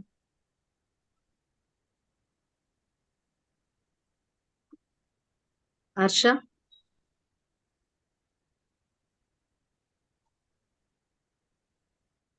ஹர்ஷா கையுறுத்தினாங்க. வணக்கம் இப்ப வணக்கம் கேட்கலாம். மேம். பேசுங்க பேசுங்க. வணக்கம் அண்ணா. காரல் மார்க்ஸ் சொன்னால எல்லாருக்குமே ஒரு என்ன சொல்றது, எனக்கு உடம்புல ஒரு கூஸ் வந்துடும். அந்த அளவுக்கு ஒரு பிடிச்ச ஒருத்தர். எனக்கு நீங்க பேசும்போது என்ன கேள்வி தோணுனது அப்படின்னா, லாஸ்ட் டிஸ்கஷன்லயும் நீங்க அது பேசுனீங்க. என்ன அப்படின்னா, இப்ப அவருடைய இது வந்து மெயினா வந்து தொழிலாளர்களுடைய விடுதலை. அப்படி இருக்கும்போது அந்த சிந்தனைகள் வந்து இன்னைக்கு இருக்கிற இந்த தொழில்நுட்ப உலகத்துல பொருந்த முடியுமா? அந்த இடத்துல ஒரு பெரிய இது நடக்கவே நடக்காதே அப்படிங்கிற மாதிரி ஒரு எண்ணம் வர மாதிரி இருக்கு. அதுக்கு நீங்க என்ன விளக்கம் சொல்லுவீங்க அப்படிங்கறது தான் என்னுடைய கேள்வி. இது ஒரு பெரிய சப்ஜெக்ட். இது உள்ள போனா அதாவது என்னன்னா, அவர் காலத்துல வந்து தொழிலாளர்கள் முதலாளிகள் முரண்பாட்டை பத்தி தான் அவர் ரொம்ப தீவிரமா பேசுறாரு. அதை வச்சு ஏறக்குறைய ஒரு 100 வருஷம் அதுக்கான பாலிடிக்ஸ் போச்சு. இன்னைக்கு வந்து தொழில்களுடைய முறை மாறி இருக்கு. அப்போ வந்து ஒரு ஒரு பெரிய பருத்தியை உடைக்கணும் அப்படின்னு சொன்னா அதுக்கு ஒரு நீராவி என்ஜின் தேவைப்பட்டுச்சு. அதன் மூலமா அப்படி பண்ணாங்க. இன்னைக்கு அப்படியெல்லாம் உங்களுக்கு தெரியல, இல்லை. டெக்னாலஜி மாறி போயிருக்கு. டெக்னாலஜி மாற மாற மாற மாற அதுக்கான தொழிலாளர்கள் வேலை செய்யறாங்க இல்லையா, அவர்களுக்கான விஷயம் மாறி இருக்கானா அது அப்படியே தான் இருக்கு. அதுதான் இப்ப இருக்கக்கூடிய பிரச்சனையே. அன்னைக்கு வந்து கூலி வந்து உங்களுக்கு ஒரு நாளைக்கு 100 ரூபாய் கொடுத்தாங்கன்னா இன்னைக்கு ஒரு நாளைக்கு 5000 ரூபாய் கூலி கொடுக்குற அளவுக்கு இன்னைக்கு மாறி இருக்கு உலகம். ஆனா பொருளோட நீங்க அந்த காலத்துல வாங்கின பொருளுடைய மதிப்பும் இந்த காலத்துல வாங்கக்கூடிய பொருளோட மதிப்பும் மாறி இருக்கானா? நிச்சயமா மாறல. எப்படி மாறல அப்படின்னா, அன்னைக்கு வந்து ஒரு 10 காசு கொடுத்து ஒரு ரொட்டி வாங்குறீங்க அப்படின்னா இன்னைக்கு நீங்க வந்து ஒரு 100 ரூபாய் கொடுத்து ஒரு ரொட்டி வாங்குறீங்க. அப்போ விலை ஏறக்குறைய அப்படிதான் இருக்குது. அந்த தான் வாழ்க்கை முறையெல்லாம் உங்களுக்கு பெருசா மாறி இருந்தாலும் கூட நீங்க 5000 ரூபாய் ஒரு நாளைக்கு 5000 ரூபாய் வாங்கி ஒரு எந்த இடத்துல செலவு பண்றீங்க, அல்லது ஒரு நாளைக்கு 500 ரூபாய் வாங்கி செலவு பண்ணக்கூடிய முறை இன்னைக்கு எப்படி இருக்குதுன்னு பார்த்தா உங்களுக்கு கையை கடிக்கக்கூடிய விஷயம் தான் இருக்குது. நீங்க ஐரோப்பாவில் போயிட்டு நம்ம ஊர் காசு 5000 ரூபாய் எடுத்துட்டு போயிட்டு ஒரு நாள் வாழ்ந்துட முடியாது. ஒரு வேலை தான் வாழ முடியும். இப்போ இந்தியாவில் நீங்க ஒரு நாளைக்கு ஒரு 500 ரூபாய் வச்சுக்கிட்டு ஒரு குடும்பம் வாழ்ந்துட முடியுமானா வாழலாம். ஆனா வசதியெல்லாம் நீங்க பெருசா வாழ்ந்துட முடியாது. அப்ப அந்த கையை கடிக்கின்ற விஷயம் அப்படியே தான் இருக்குது. இப்போ முதலாளிகள் என்ன பண்றாங்கன்னா, காரல் மார்க்ஸ் வந்து தொழிலாளிகள் தானே இந்த பிரச்சனையை பண்றாங்க, அப்படின்றதுக்காக தொழிலாளர் என்கின்ற அந்த கேரக்டரை வந்து மாத்துறதுக்கு நிறைய முயற்சி எடுக்கிறாங்க. முயற்சி எடுத்து அவர்கள் வந்து வேக வேக வேகமா என்ன பண்றாங்கன்னா நடுத்தர வர்க்கத்துக்கான மனநிலைக்கு கொண்டு வந்து நிறுத்தி இருக்கிறாங்க. அந்த நடுத்தர வர்க்கம் தான் இன்னைக்கு உலகம் முழுக்க அதிகமா உருவாகி இருக்குது. ஸோ எனக்கு என்ன தோணுதுன்னா, இந்த இந்த கேரக்டர் இப்போ உருவாகி இருக்கக்கூடிய இந்த புதிய கேரக்டர் வந்து மெயின் முரண்பாடா அப்படின்ற ஆய்வுக்கு தான் நம்ம போக வேண்டியிருக்கு. ஸோ இது ஆய்வு செய்வதற்கு கார்ல் மார்க்ஸ் என்னைக்கும் தடையா இல்லை. ஸோ இப்போ இருக்கக்கூடிய சமூகத்தில் இருக்கக்கூடிய முரண்பாடுகள் வந்து தொழிலாளர்கள் மட்டும் கிடையாது, அதை தாண்டி இருக்கக்கூடிய மேஜர் கான்ட்ரடிக்ஷன் என்னங்கிறத வந்து நம்ம ஆய்வு செய்யணும்னா திருப்பி நீங்க மார்க்ஸ் கிட்ட தான் போய் ஆகும். அவர் தான் இன்னைக்கு நமக்கு பொருத்தமா இருக்கக்கூடிய ஆளா இருக்காரு. அவருடைய தத்துவம் தான் இன்னைக்கு நமக்கு வழிகாட்டுறது. அதனால இன்னைக்கு வந்து அது பொருந்தும் அப்படின்றதுக்கு வந்து அவருக்கு காட்டுற வழி இருக்கு இல்லையா, அதை நீங்களாம் எடுத்து அடுத்த கட்டத்துக்கு நகர்த்துங்க. ஆனா ஒரு விஷயம் உடைக்கவே முடியாது, என்னன்னா நான் எந்த இடத்துலயும் அதை நான் சேலஞ்ச் பண்ணுவேன். மார்க்ஸுடைய அந்த சர்ப்ளஸ் வேல்யூ, அந்த மிகை மதிப்பு கோட்பாடுன்றது இருக்கு இல்லையா, அதை உலகம் இருக்கின்ற வரையில் யாராலும் உடைக்கவே முடியாது. அந்த சர்ப்ளஸ் வேல்யூ இருக்கின்ற வரையில் உலகம் வந்து முதலாளித்துவம் என்பது என்டேஞ்சர்ல தான் இருக்கும். அப்போ அதை மறைக்கிறதுக்கு தான் அவங்க தொடர்ந்து நிறைய வேலை செஞ்சுக்கிட்டே இருப்பாங்க. உங்களுக்கு நிறைய நிறைய வந்து உங்களுக்கான கோபம் வராமல் இருக்கிறதுக்கு நிறைய சாமியார்களை உருவாக்குவாங்க, நிறைய கார்பரேட் சாமியார்களை உருவாக்குவாங்க, நிறைய சினிமாக்களை உருவாக்குவாங்க, நிறைய ஃபேண்டசி வேர்ல்டுகளை உருவாக்குவாங்க. நீங்கள் அதை பற்றின டைவர்ஷனுக்குள்ளே போய்கிட்டே இருப்பீங்க. இப்போ வந்து உங்களுக்கு ஃபேஸ்புக் வந்திருக்குது, அதுக்கப்புறம் ட்விட்டர் வந்திருக்குது, நிறைய சோஷியல் மீடியாலாம் வந்திருக்குல்ல. இது எல்லாமே உங்களுக்கான இந்த மெயின் கோபத்தை டைவெர்ட் பண்ணுறதுக்கான ஒரு விஷயம்தான். ஒரு வர்க்க ரீதியான கோபத்தை டைவெர்ட் பண்ணுறதுக்கான ஒரு விஷயம் தானே தவிர, என்ன இருந்தாலும் அது எல்லாமே அந்த சர்ப்ளஸ் வேல்யூக்குள்ள தான் அடங்கி போயிருக்கு. இது மட்டும் ஒருத்தர் என்கிட்ட சொன்னார், இப்போ எல்லாம் இதெல்லாம் பேச முடியுமானா சர்ப்ளஸ் வேல்யூ கான்செப்டை வந்து nobody can breach or nobody can break. அதுக்கு வந்து மார்க்ஸுடைய மிகப்பெரிய கண்டுபிடிப்பு. ஐரோப்பா இன்னைக்கும் அது அலறுதுன்னா ஐரோப்பாவின் முழுக்க வந்து அலறாங்க. முதலாளிகள், பெரிய பெரிய முதலாளிகள் எல்லாம் இன்னைக்கும் அலறாங்கன்னா அந்த ஒரு கான்செப்ட் தான். மீதி எல்லாம் கூட அவுடேட்டட் ஆகலாம், அதை என்னைக்கும் அவுடேட் ஆகாது. ஏன்னா சர்ப்ளஸ் என்பது ஒழிஞ்சிட்டா கேபிட்டலிசமே இருக்காது, முதலாளிகளும் கிடையாது, சமூகம் அன்னைக்கே அடுத்த நாளே கம்யூனிசமா மாறிடும். அதனால உங்களுக்கு ஆராய்ச்சி செய்வதற்கு நிறைய வாய்ப்புகள் இருக்கு. நன்றி அண்ணா. பூமா, நீங்க கேள்வி கேளுங்க. நன்றி மேம். அண்ணா ரொம்ப சிறப்பா இருந்ததுன்னா, எனக்கு 2 விஷயம் கேட்கணும். ஒண்ணு வந்து நீங்க ரொம்ப சரியா சொன்ன மாதிரி இருந்தது. இந்தியால வந்து நம்ம ஏதாவது நம்ம தெரிஞ்சுக்கணும், தத்துவமா ஏதாவது நமக்கு புரிதல் இல்லை அப்படின்னா நம்ம அதாவது பெரும்பான்மை போய் சேர்றது வந்து மதவாதிகள் கிட்டதான். ஏதாவது ஒரு சாமியாரோட கிளாஸ் போய் அட்டன் பண்றாங்க, இல்ல கோர்ஸ் அட்டன் பண்றாங்க, அப்படிதான் நான் பாக்குறேன். இந்த நிலை மாறணும்ல. ஏன்னா நீங்க சொன்ன மாதிரி இது வந்து இங்க ஐரோப்பால நடந்திருக்கு. அவங்க வந்து அதை பிரிச்சு வச்சுட்டாங்க, தத்துவவாதிகள் வேற மதம் தனி அப்படின்னு. ஆனா அந்த நிலை இந்தியால உருவாகுமான்னு எப்ப வரும்னு தெரியல. இப்போ வரைக்கும் நம்ம அப்படிதான் ஃபாலோ பண்ணிட்டு இருக்கோம். இத மாத்துறதுக்கு ஏதாவது வாய்ப்பு இருக்கான்னு எனக்கு தெரியல. இத வந்து நீங்க சொன்னீங்கல்ல, இன்றைய இளைஞர்கள் வந்து, அதாவது நீங்க ஜென்ரலா சொல்றது வந்து ஒரு 24 வயசுக்குள்ள வந்து எல்லாரும் அவங்களோட அந்த ஐடியாலஜியை வந்து போய் சேர்ந்துடணும் அப்படின்னா, ஆனா அதுக்கு இன்னைக்கு நம்ம இந்தியால வாய்ப்பு இருக்கா, அட்லீஸ்ட் தமிழ்நாட்டுல வாய்ப்பு இருக்கான்னு கூட எனக்கு தெரியல. அதை பத்தி உங்க கருத்து என்ன? அப்புறம் இன்னொரு விஷயம் என்னன்னா, நான் இங்க ஐரோப்பா வந்தப்புறம், ஜெர்மனி வந்தப்புறம் நான் என்ன பார்த்தேன்னா, இப்போ இங்க வந்து கவர்மெண்ட் ஸ்கூல்ஸ்ல தான் பெரும்பான்மையான மாணவர்கள் படிக்கிறாங்க, அதாவது பிள்ளைங்க படிக்கிறாங்க. டாக்டர் பையனோ இல்ல வந்து ஐடி எம்ப்ளாயி பையனோ இல்ல ஒரு சாதாரண குக்கா இருக்கவங்க இல்ல வேற ஏதாவது லேபரா இருக்கவங்க பசங்க எல்லாரும் சேர்ந்துதான் கவர்மெண்ட் ஸ்கூல்ல படிக்கிறாங்க. அங்க வந்து அந்த வேற்றுமையே இல்லை. அதே மாதிரி வந்து இன்னொரு விஷயம், நம்ம இந்தியால பாத்தீங்கன்னா ஒரு நாளைக்கு 200 ரூபாய் சம்பாதிக்கிற தொழிலாளர்கள் இருக்காங்க. அது மாதிரி 100 மடங்கு ஒரே நாள்ல சம்பாதிக்கிறவங்களும் இந்தியால நம்ம பார்க்க முடியும். அது வந்து அந்த டிஃபரன்ஸ் வந்து ரொம்ப பெருசு. அதே மாதிரி அந்த பாப்புலேஷனும் ரொம்ப ஹை. ஈவன் வந்து ரொம்ப பெரிய பணக்காரங்க நிறைய இருக்காங்க. இப்போ நீங்க ஐடி எம்ப்ளாயி நல்ல எக்ஸ்பீரியன்ஸ்டு பெரிய பெரிய பொசிஷன்ல இருக்கவங்களும் நிறைய சேலரி வாங்குறாங்க. அதே நிலையில வந்து ரொம்ப ஏழைங்களும் நிறைய இருக்காங்க இல்லையா? இப்போ இது வந்து இந்த டிஃபரன்ஸ் வந்து நான் ஐரோப்பால ரொம்ப பார்க்கல. நான் இப்ப சொன்ன உதாரணம் மாதிரி ஓரளவு ஆவரேஜ் லைஃப் லீட் பண்ற அளவு எல்லாருக்கும் வருமானம் வரதான் நான் பாக்குறேன். இது வந்து நம்ம அதாவது இங்க ஐரோப்பால வந்து அவங்க இந்த மார்க்சிசத்தை வந்து உள்வாங்கிட்டாங்க. நீங்க சொன்னீங்கல்ல, எல்லா இடத்துலயும் அதை இம்ப்ளிமெண்ட் பண்ணிருக்காங்க, ஆனா அதை ஒத்துக்க மாட்டாங்க, அது மறைமுகமா அதை தான் இம்ப்ளிமெண்ட் பண்ணிருக்காங்கன்னு சொன்னீங்கல்ல, அதுதான் காரணமா இந்த டிஃபரன்ஸ் வந்து குறைஞ்சு இருக்கிறதுக்கு அப்படிங்கிறது என்னோட கேள்வி. நான் புரிஞ்சிச்சுங்க, அங்க கேட்கறது நான் சொல்லிடுறேன். அதாவது கார்ல் மார்க்ஸ் என்ன சொல்றாருன்னா, முதலாளித்துவ சமூகத்துல வந்து ஒரு பொருள் மார்க்கெட்டுக்கு வரும்போது அந்த பொருளை வாங்குறதுக்கு 2 பேர் தேவை. ஒருத்தன் விற்கணும், ஒருத்தன் வாங்கணும். 2 பேர் இல்லைன்னா ஒரு பொருள் விற்க முடியாது. இந்த 2 பேரும் விற்பவனும் வேணும், வாங்குபவரும் தேவை. இதுக்கு பின்னாடி தான் உற்பத்தியாளர்கள் இருக்கிறாங்க, தொழிலாளர்கள் இருக்கிறாங்க, அதெல்லாம் தனி. சந்தைக்கு வரும்பொழுது அந்த பொருளை வாங்குறது வேற ஒரு முதலாளியா கூட இருக்கலாம். அதாவது ஒரு துணி நெய்யக்கூடிய மில்லு வச்சுட்டு இருக்கிற ஒரு முதலாளி தன்னுடைய பொருளை கொண்டு வந்து சந்தையில போடும்போது அதை ஒரு கடைக்காரன் விற்கிறான். அதை வாங்குவதற்கு ஒரு தீப்பெட்டி கம்பெனியோட முதலாளி கூட வந்து வாங்கலாம். அதே போல இந்த மில்லுல வேலை செய்யக்கூடிய துணி வேணும்னு சொல்லக்கூடிய ஒரு தொழிலாளியும் வாங்கலாம், ஒரு தீப்பெட்டி கம்பெனியில் இருக்கக்கூடிய ஒரு தொழிலாளியும் வாங்கலாம். 2 பேரும் ஒரு முதலாளியாக இருந்தாலும் தொழிலாளியாக இருந்தாலும் 2 பேரும் ஒரு இடத்துல சந்திக்கணும். அந்த சமத்துவத்தை வந்து முதலாளித்துவ சமூகம் தான் முதன்முறையாக உலகத்திலேயே உருவாக்குது. வேற எந்த சமூகமும் உருவாக்குது. 2 பேரும் ஈக்குவலா இருக்கணும் ஒரு பொருளை வாங்கறதுக்கு. அதாவது வணிக நடவடிக்கைகள் நடக்கணும்னா அது 2 ஈக்குவலா இருந்தாதான் நடக்கும்.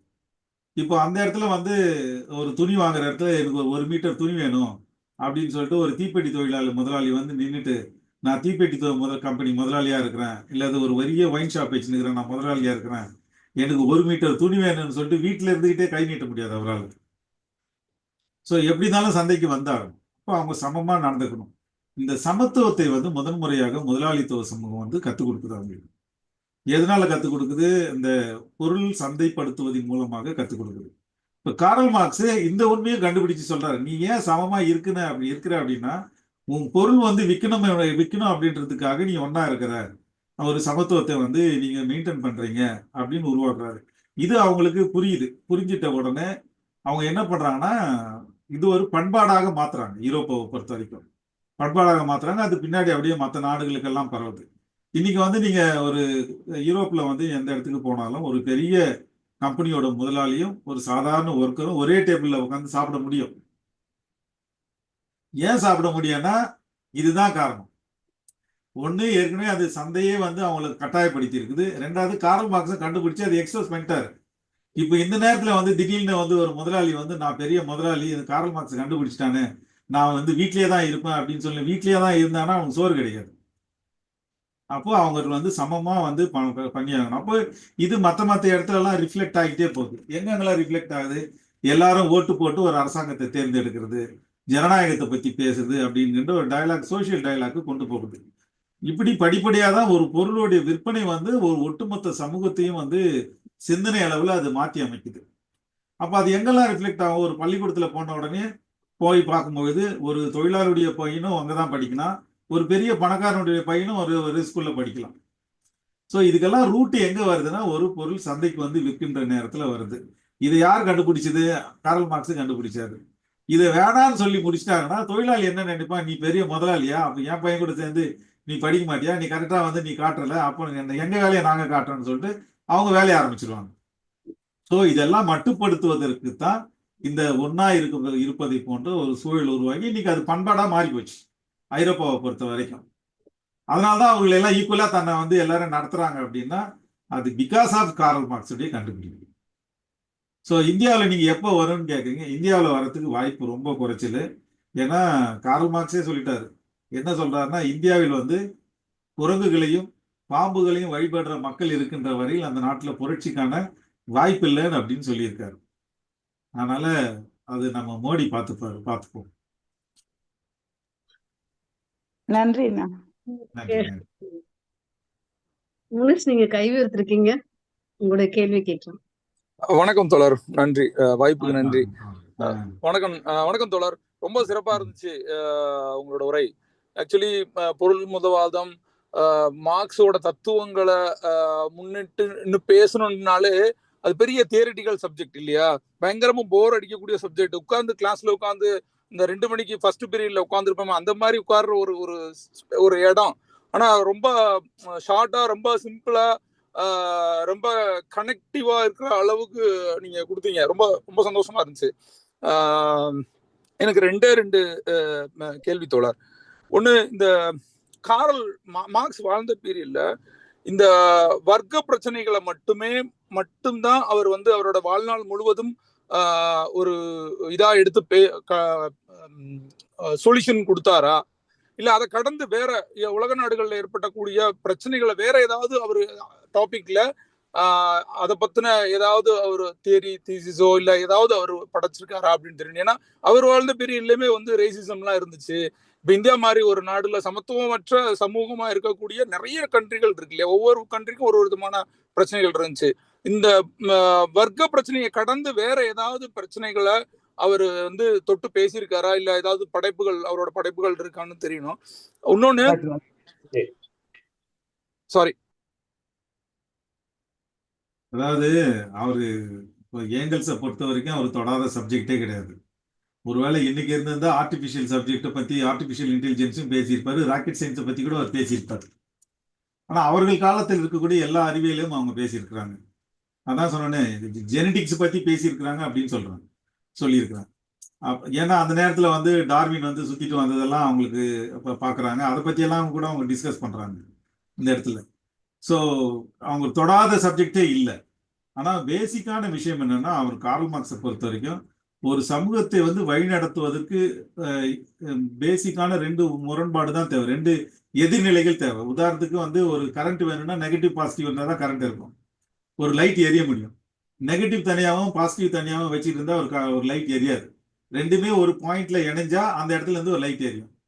ரெண்டும் சேர்ந்து ஒரு உற்பத்தியை ஒரு வெளிச்சத்தை உருவாக்குற மாதிரி ஒரு நியூ ப்ராடக்ட் வருது. அது போலதான் சமூகத்துல முரண்பாடுகள் பல முரண்பாடுகள் இருந்தா ரெண்டு மேஜரான முரண்பாடுகள் இணைஞ்சு மோதி ஒரு புதிய விஷயத்தை உருவாக்குது. அதுதான் அவங்களுடைய மேஜர் கன்சர்னா இருந்துச்சு. அதனாலதான் அவங்க வர்க்க பிரச்சனையில தொழிலாளி வர்க்கத்துக்கும் முதலாளித்துவ வர்க்கத்துக்கும் இருக்கின்ற பிரச்சனைகள் தான் மெயினான பிரச்சனை அப்படின்னு சொல்லிட்டு எடுத்துட்டு மீதி எல்லாமே துணை பிரச்சனைகள் தான். இது சரி செஞ்சுட்டா அது எல்லாமே சரியா போயிடும். இதை சரி செய்யாத வரைக்கும் துணை பிரச்சனைகளை கான்சன்ட்ரேட் பண்ணிக்கிட்டு இருந்தா முதன்மையா இருக்கக்கூடிய அந்த பிரச்சனைகள் எப்பவுமே இருந்துகிட்டே இருக்கும். அதனால முதல்ல மெயினான இடத்துல கையை வச்சிருவோம், அப்புறம் மீதியை பார்த்துப்போம். இதை சரி பண்ணிட்டா மீதி எல்லாமே எரியறத புடுங்கன்னா கொதிக்கிறது அடங்கும் அப்படின்வாங்க இல்லையா, அதுதான் அவங்களுடைய கான்செப்ட், மெயினான ஒரு விஷயம். அதனால அதுல கான்சன்ட்ரேட் பண்ணாங்க. மற்ற விஷயத்துல ஏகப்பட்ட விஷயங்கள் அவங்க பேசியிருக்கிறாங்க. அவங்களுடைய புத்தகங்களை நீங்க தேடி பார்க்கும்போது அதெல்லாம் தெரிஞ்சுக்க முடியும். வர்க்க போராட்டம், வர்க்க பிரச்சனை என்பது முதன்மையானது. மீதி எல்லாம் 2ஆம் 3ஆம் 4ஆம் நிலையிலிருந்து பேசியிருக்கிறாங்க. நன்றி தோழர், நன்றி. ஒரே ஒரு விஷயம், மார்க்ஸை பத்தி ஒரே ஒரு சின்ன ஒரு குறிப்பு மட்டும். படிச்சதுன்னு சொல்றதோட கேட்டதை வச்சு நான் சொல்றேன். மார்க்ஸ் ஜென்னி மிகப்பெரிய போராட்டங்களுக்கு கடைசியில அவங்க கல்யாணம் பண்ணிட்டு அவங்க முதல் முறையா ஹனிமூன் போன இடம் சுவிட்சர்லாந்து. அவங்க போகும்போது ட்ரெயின்ல போகும்போது அவங்க பெட்டி நிறைய பொருள் ஒண்ணு எடுத்துட்டு போனாங்களாம். அது வெறும் புத்தகங்களா பெட்டி நிறைய கொண்டு போனாங்கன்ற விஷயம் மார்க்ஸை புரிஞ்சுக்கிட்ட ஜென்னியையும் வியப்பின் உச்சமா தான் நான் பாக்குறேன். சோ எப்போம்னாலும் மார்க்ஸ் ஆல்வேஸ், கொஞ்ச நேரத்துக்கு முன்னாடி தோழர் சொன்ன மாதிரி மார்க்ஸ்னாலே கூஸ் பம்ப்ஸ் வந்துன்றது எனக்கும் அப்படிதான். மார்க்ஸ்னாலே எப்பவுமே கூஸ் பம்ப்ஸ் வந்துடும். நன்றிங்க தோழர், தேங்க்யூ, வாய்ப்புங்க. நன்றி. வேற யாரும் கருத்து வழங்குறீங்களா?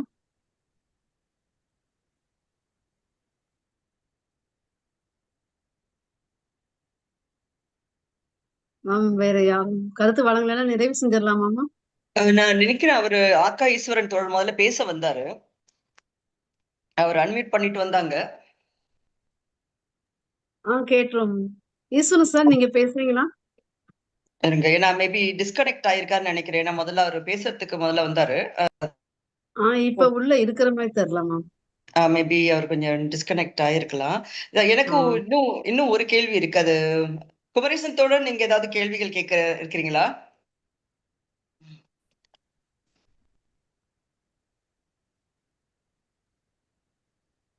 அது கேள்விகள்னு ஒண்ணு இல்லை. சொல்லப்போனா எப்படி நான் என்னெல்லாம் சொல்லணும் அதெல்லாம் எப்படி நீங்க சொன்னீங்க அப்படிங்கறதுதான் என்னோட கேள்வி. ஏன்னா மார்க்சையும் மார்க்சிய அடிப்படையில் புரிந்து கொண்டு பேசுகிற போது இப்படித்தான் அதை ப்ரெசென்ட் பண்ண முடியும். அதை சரியாகவே செஞ்சிருக்கிறாங்க. அதோட மிக முக்கியமா என்ன பாக்குறேன்னா, இது ஒரு தொடக்க நூல் போல மார்க்சியத்தை பத்தி முழுமையா இறங்கி படிக்கிறதுக்கான தெரிந்து கொள்வதற்கான அதற்கான உரையாடல்களில் ஈடுபடுவதற்கான, இன்னும் சொல்ல போனா வெறும் உரையாடல்கள் தெரிந்து கொள்வது மட்டுமில்ல, செயலில் ஈடுபடுவதற்கான ஒரு தொடக்க நூலை தொடக்க உரையாகவே சன்னா கொடுத்திருக்கிறாருன்னு நான் நினைக்கிறேன். சொல்ல நாளைக்கு என்னுடைய வழக்கப்படி அப்போ இந்த இதை வரும்போது சில பதிவுகள் ஹலோ இடையில பேசுறவங்க நீங்க மியூட் பண்ணிக்கோங்க. சொல்லுங்க, தொடருங்க. பல விஷயங்கள் ஹெகலியன்ல எப்படி ஹெகலியன் மாணவரா இருந்தாருங்கிறது தொடங்கி பல்வேறு விஷயங்களுக்கு பதில் சொல்லிட்டு வந்தாங்க. அது இன்னும் மிக முக்கியமா மார்க்ஸ் சொன்னது போலவே ஒரு தத்துவவாதியுடைய வேலை உலகத்துக்கு விளக்கம் சொல்றது இல்ல, மாத்துறதுன்னு சொல்லு. அவருடைய தத்துவம் செஞ்சு காமிச்சது, புரட்சிக்கு வழி அமைச்சது, வேற எந்த தத்துவம் செய்யல அப்படிங்கிறது, எந்த மதம் சார்ந்த தத்துவமோ தனிநபர்கள் சார்ந்த தத்துவமோ அப்படிலாம் புரட்சிக்கு இட்டு செல்லலை அப்படின்றத அழகா சொன்னாங்க. எனக்கு என்ன சில படிச்சுன்னா,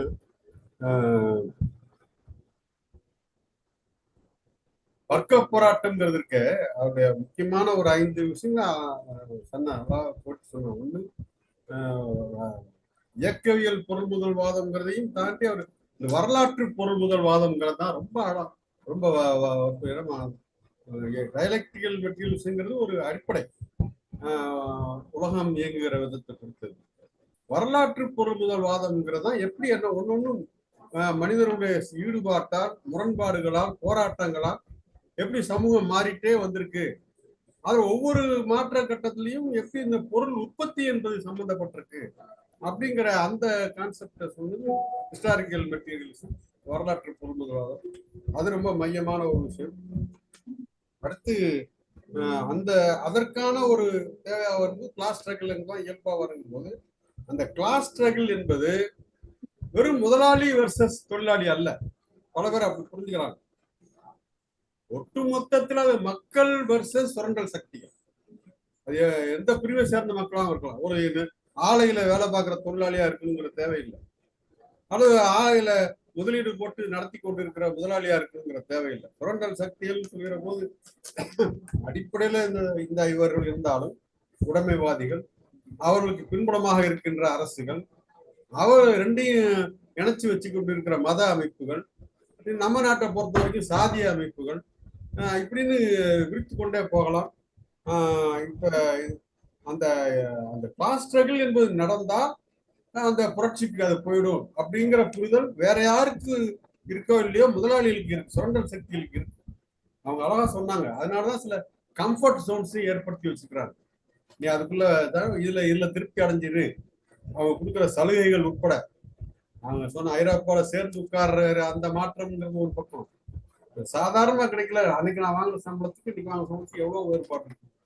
என்னென்னமோ இப்ப நான் ஒரு கட்டுரை கூட எழுதியிருந்தேன்.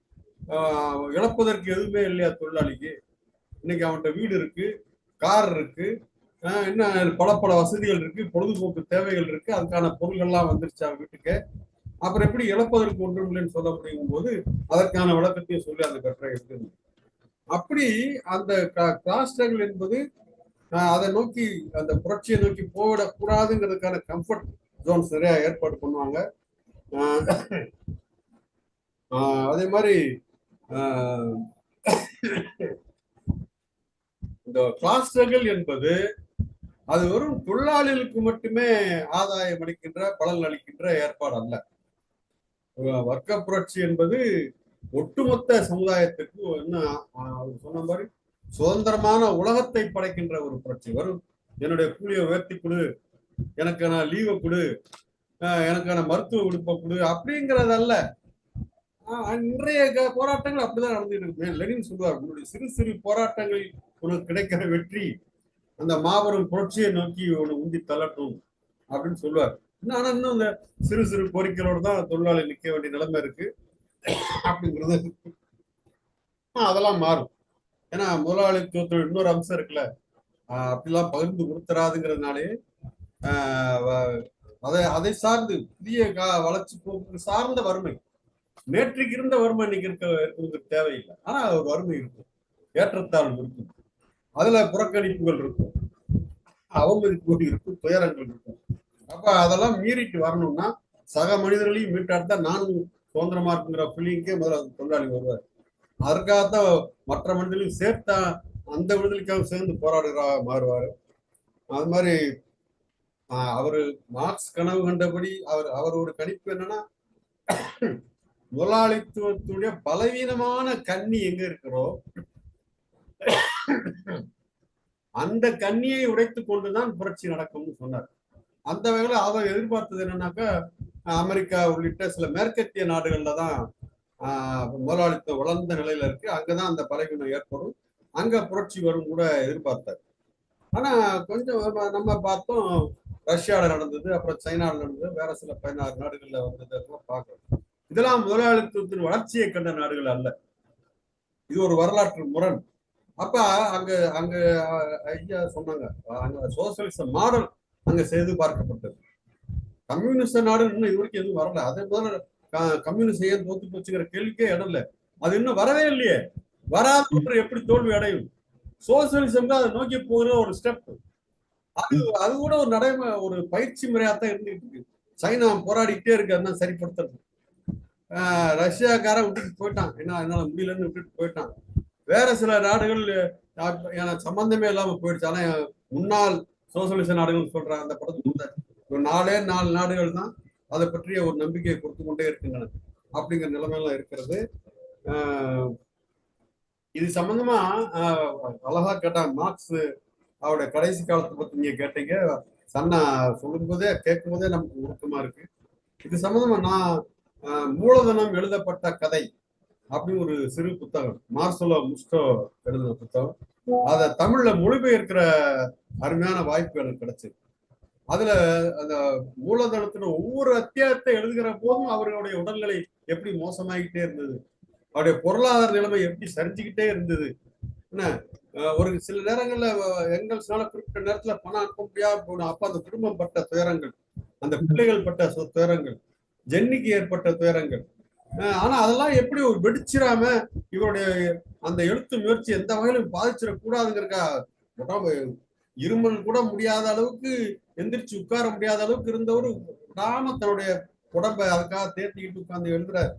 எழுதி தான் சொல்லப்போனா கடைசி அத்தியாயத்தை அவர் எழுத முடியல, எங்கல்ஸ் தான் அதை முடிக்கிறாருங்கிறதெல்லாம் இருக்கு. இப்படியான அந்த துயரங்களை பத்திலாம் அந்த புத்தகத்துல இருக்கு. அதை மொழிபெயர்த்த அனுபவம் எனக்கு இருக்கு. இந்த அனுபவங்களை பத்தி உங்களோட சிந்தனையோட சேர்த்து பயன்படுத்த வாழ்த்துக்களையும் இருக்கு. நன்றி சார். ஈஸ்வரன் சார், நீங்க பேசுறீங்களா? ஈஸ்வரன் சார் திரும்ப வந்தாரு, அவரு கொஞ்சம் டிஸ்கனெக்ட் ஆயிருக்குன்னு நினைக்கிறேன். திரும்ப நான் எனக்கு 2 கேள்விகள் இருக்கு. அவர் திரும்ப வந்தோன்னா அவருக்கு நம்ம வழி கொடுக்கலாம். அது வரைக்கும் இந்த ஒரு கேள்வி கேட்கலான்னு நினைக்கிறேன். இப்ப அவர் ஐரோப்பால பிறந்தவர், ஐரோப்பா தத்துவம் அப்படிலாம் நம்ம சொல்றோம். ஆனா இது பொதுவாக எல்லா மனித குலத்துக்கான ஒரு தத்துவம். அப்போ தமிழ்நாட்டு சூழல்ல, இப்ப நம்ம இந்தியா கூட விட்டுருவோம், தமிழ்நாட்டு சூழல்ல மார்க்சிய கருத்துக்களுக்கு எந்த வகையான தேவை இப்போது இருக்கு? இப்போது ஏன்னா இந்த வளர்ச்சி கண்ட பல நாடுகள் வளர்ச்சி கண்டு விட்டன. இப்ப நம்ம பார்க்கிறோம், வளர்ச்சியோட ஒரு அபரிதமான நிலைமையில உலக நாடுகள் இருக்கு. இப்ப இந்தியாவும் அதுல குறிப்பா தமிழ்நாடும் அதுல இருந்து விதிவிலக்கு இல்ல. இப்ப இந்த காலகட்டத்துக்கு எப்படி மார்க்ஸுடைய தத்துவங்கள் இப்போ அப்ளிகபிள் ஆகும்? தேவை இருக்கா? அந்த கருத்துக்களுக்கு ஒரு தேவை இருக்கா? அந்த தத்துவங்களை உள்வாங்க வேண்டிய தேவை இருக்கா? அதை படிக்க வேண்டிய தேவை இருக்கா? நிச்சயமா இருக்கு. ஏன்னா நீங்க சமூகம் எப்படி இயங்குது அப்படின்னு கண்டுபிடிச்சுக்கணும் அப்படின்னா சில கோட்பாடுகள் தான் அதுக்கு வழிகாட்டும். அந்த கோட்பாடுகளின் அடிப்படையில அதை சோதிச்சு பார்த்தாதான் அந்த ஒரு தோழர் சொன்னார் இல்லையா, வரலாற்று பொருள் முதல்வாதம் அப்படின்ற இயக்கவியல் வரலாற்று பொருள் முதல்வாதம் அப்படின்னு போகும்போதுதான் அதை புரிஞ்சுக்க முடியும்.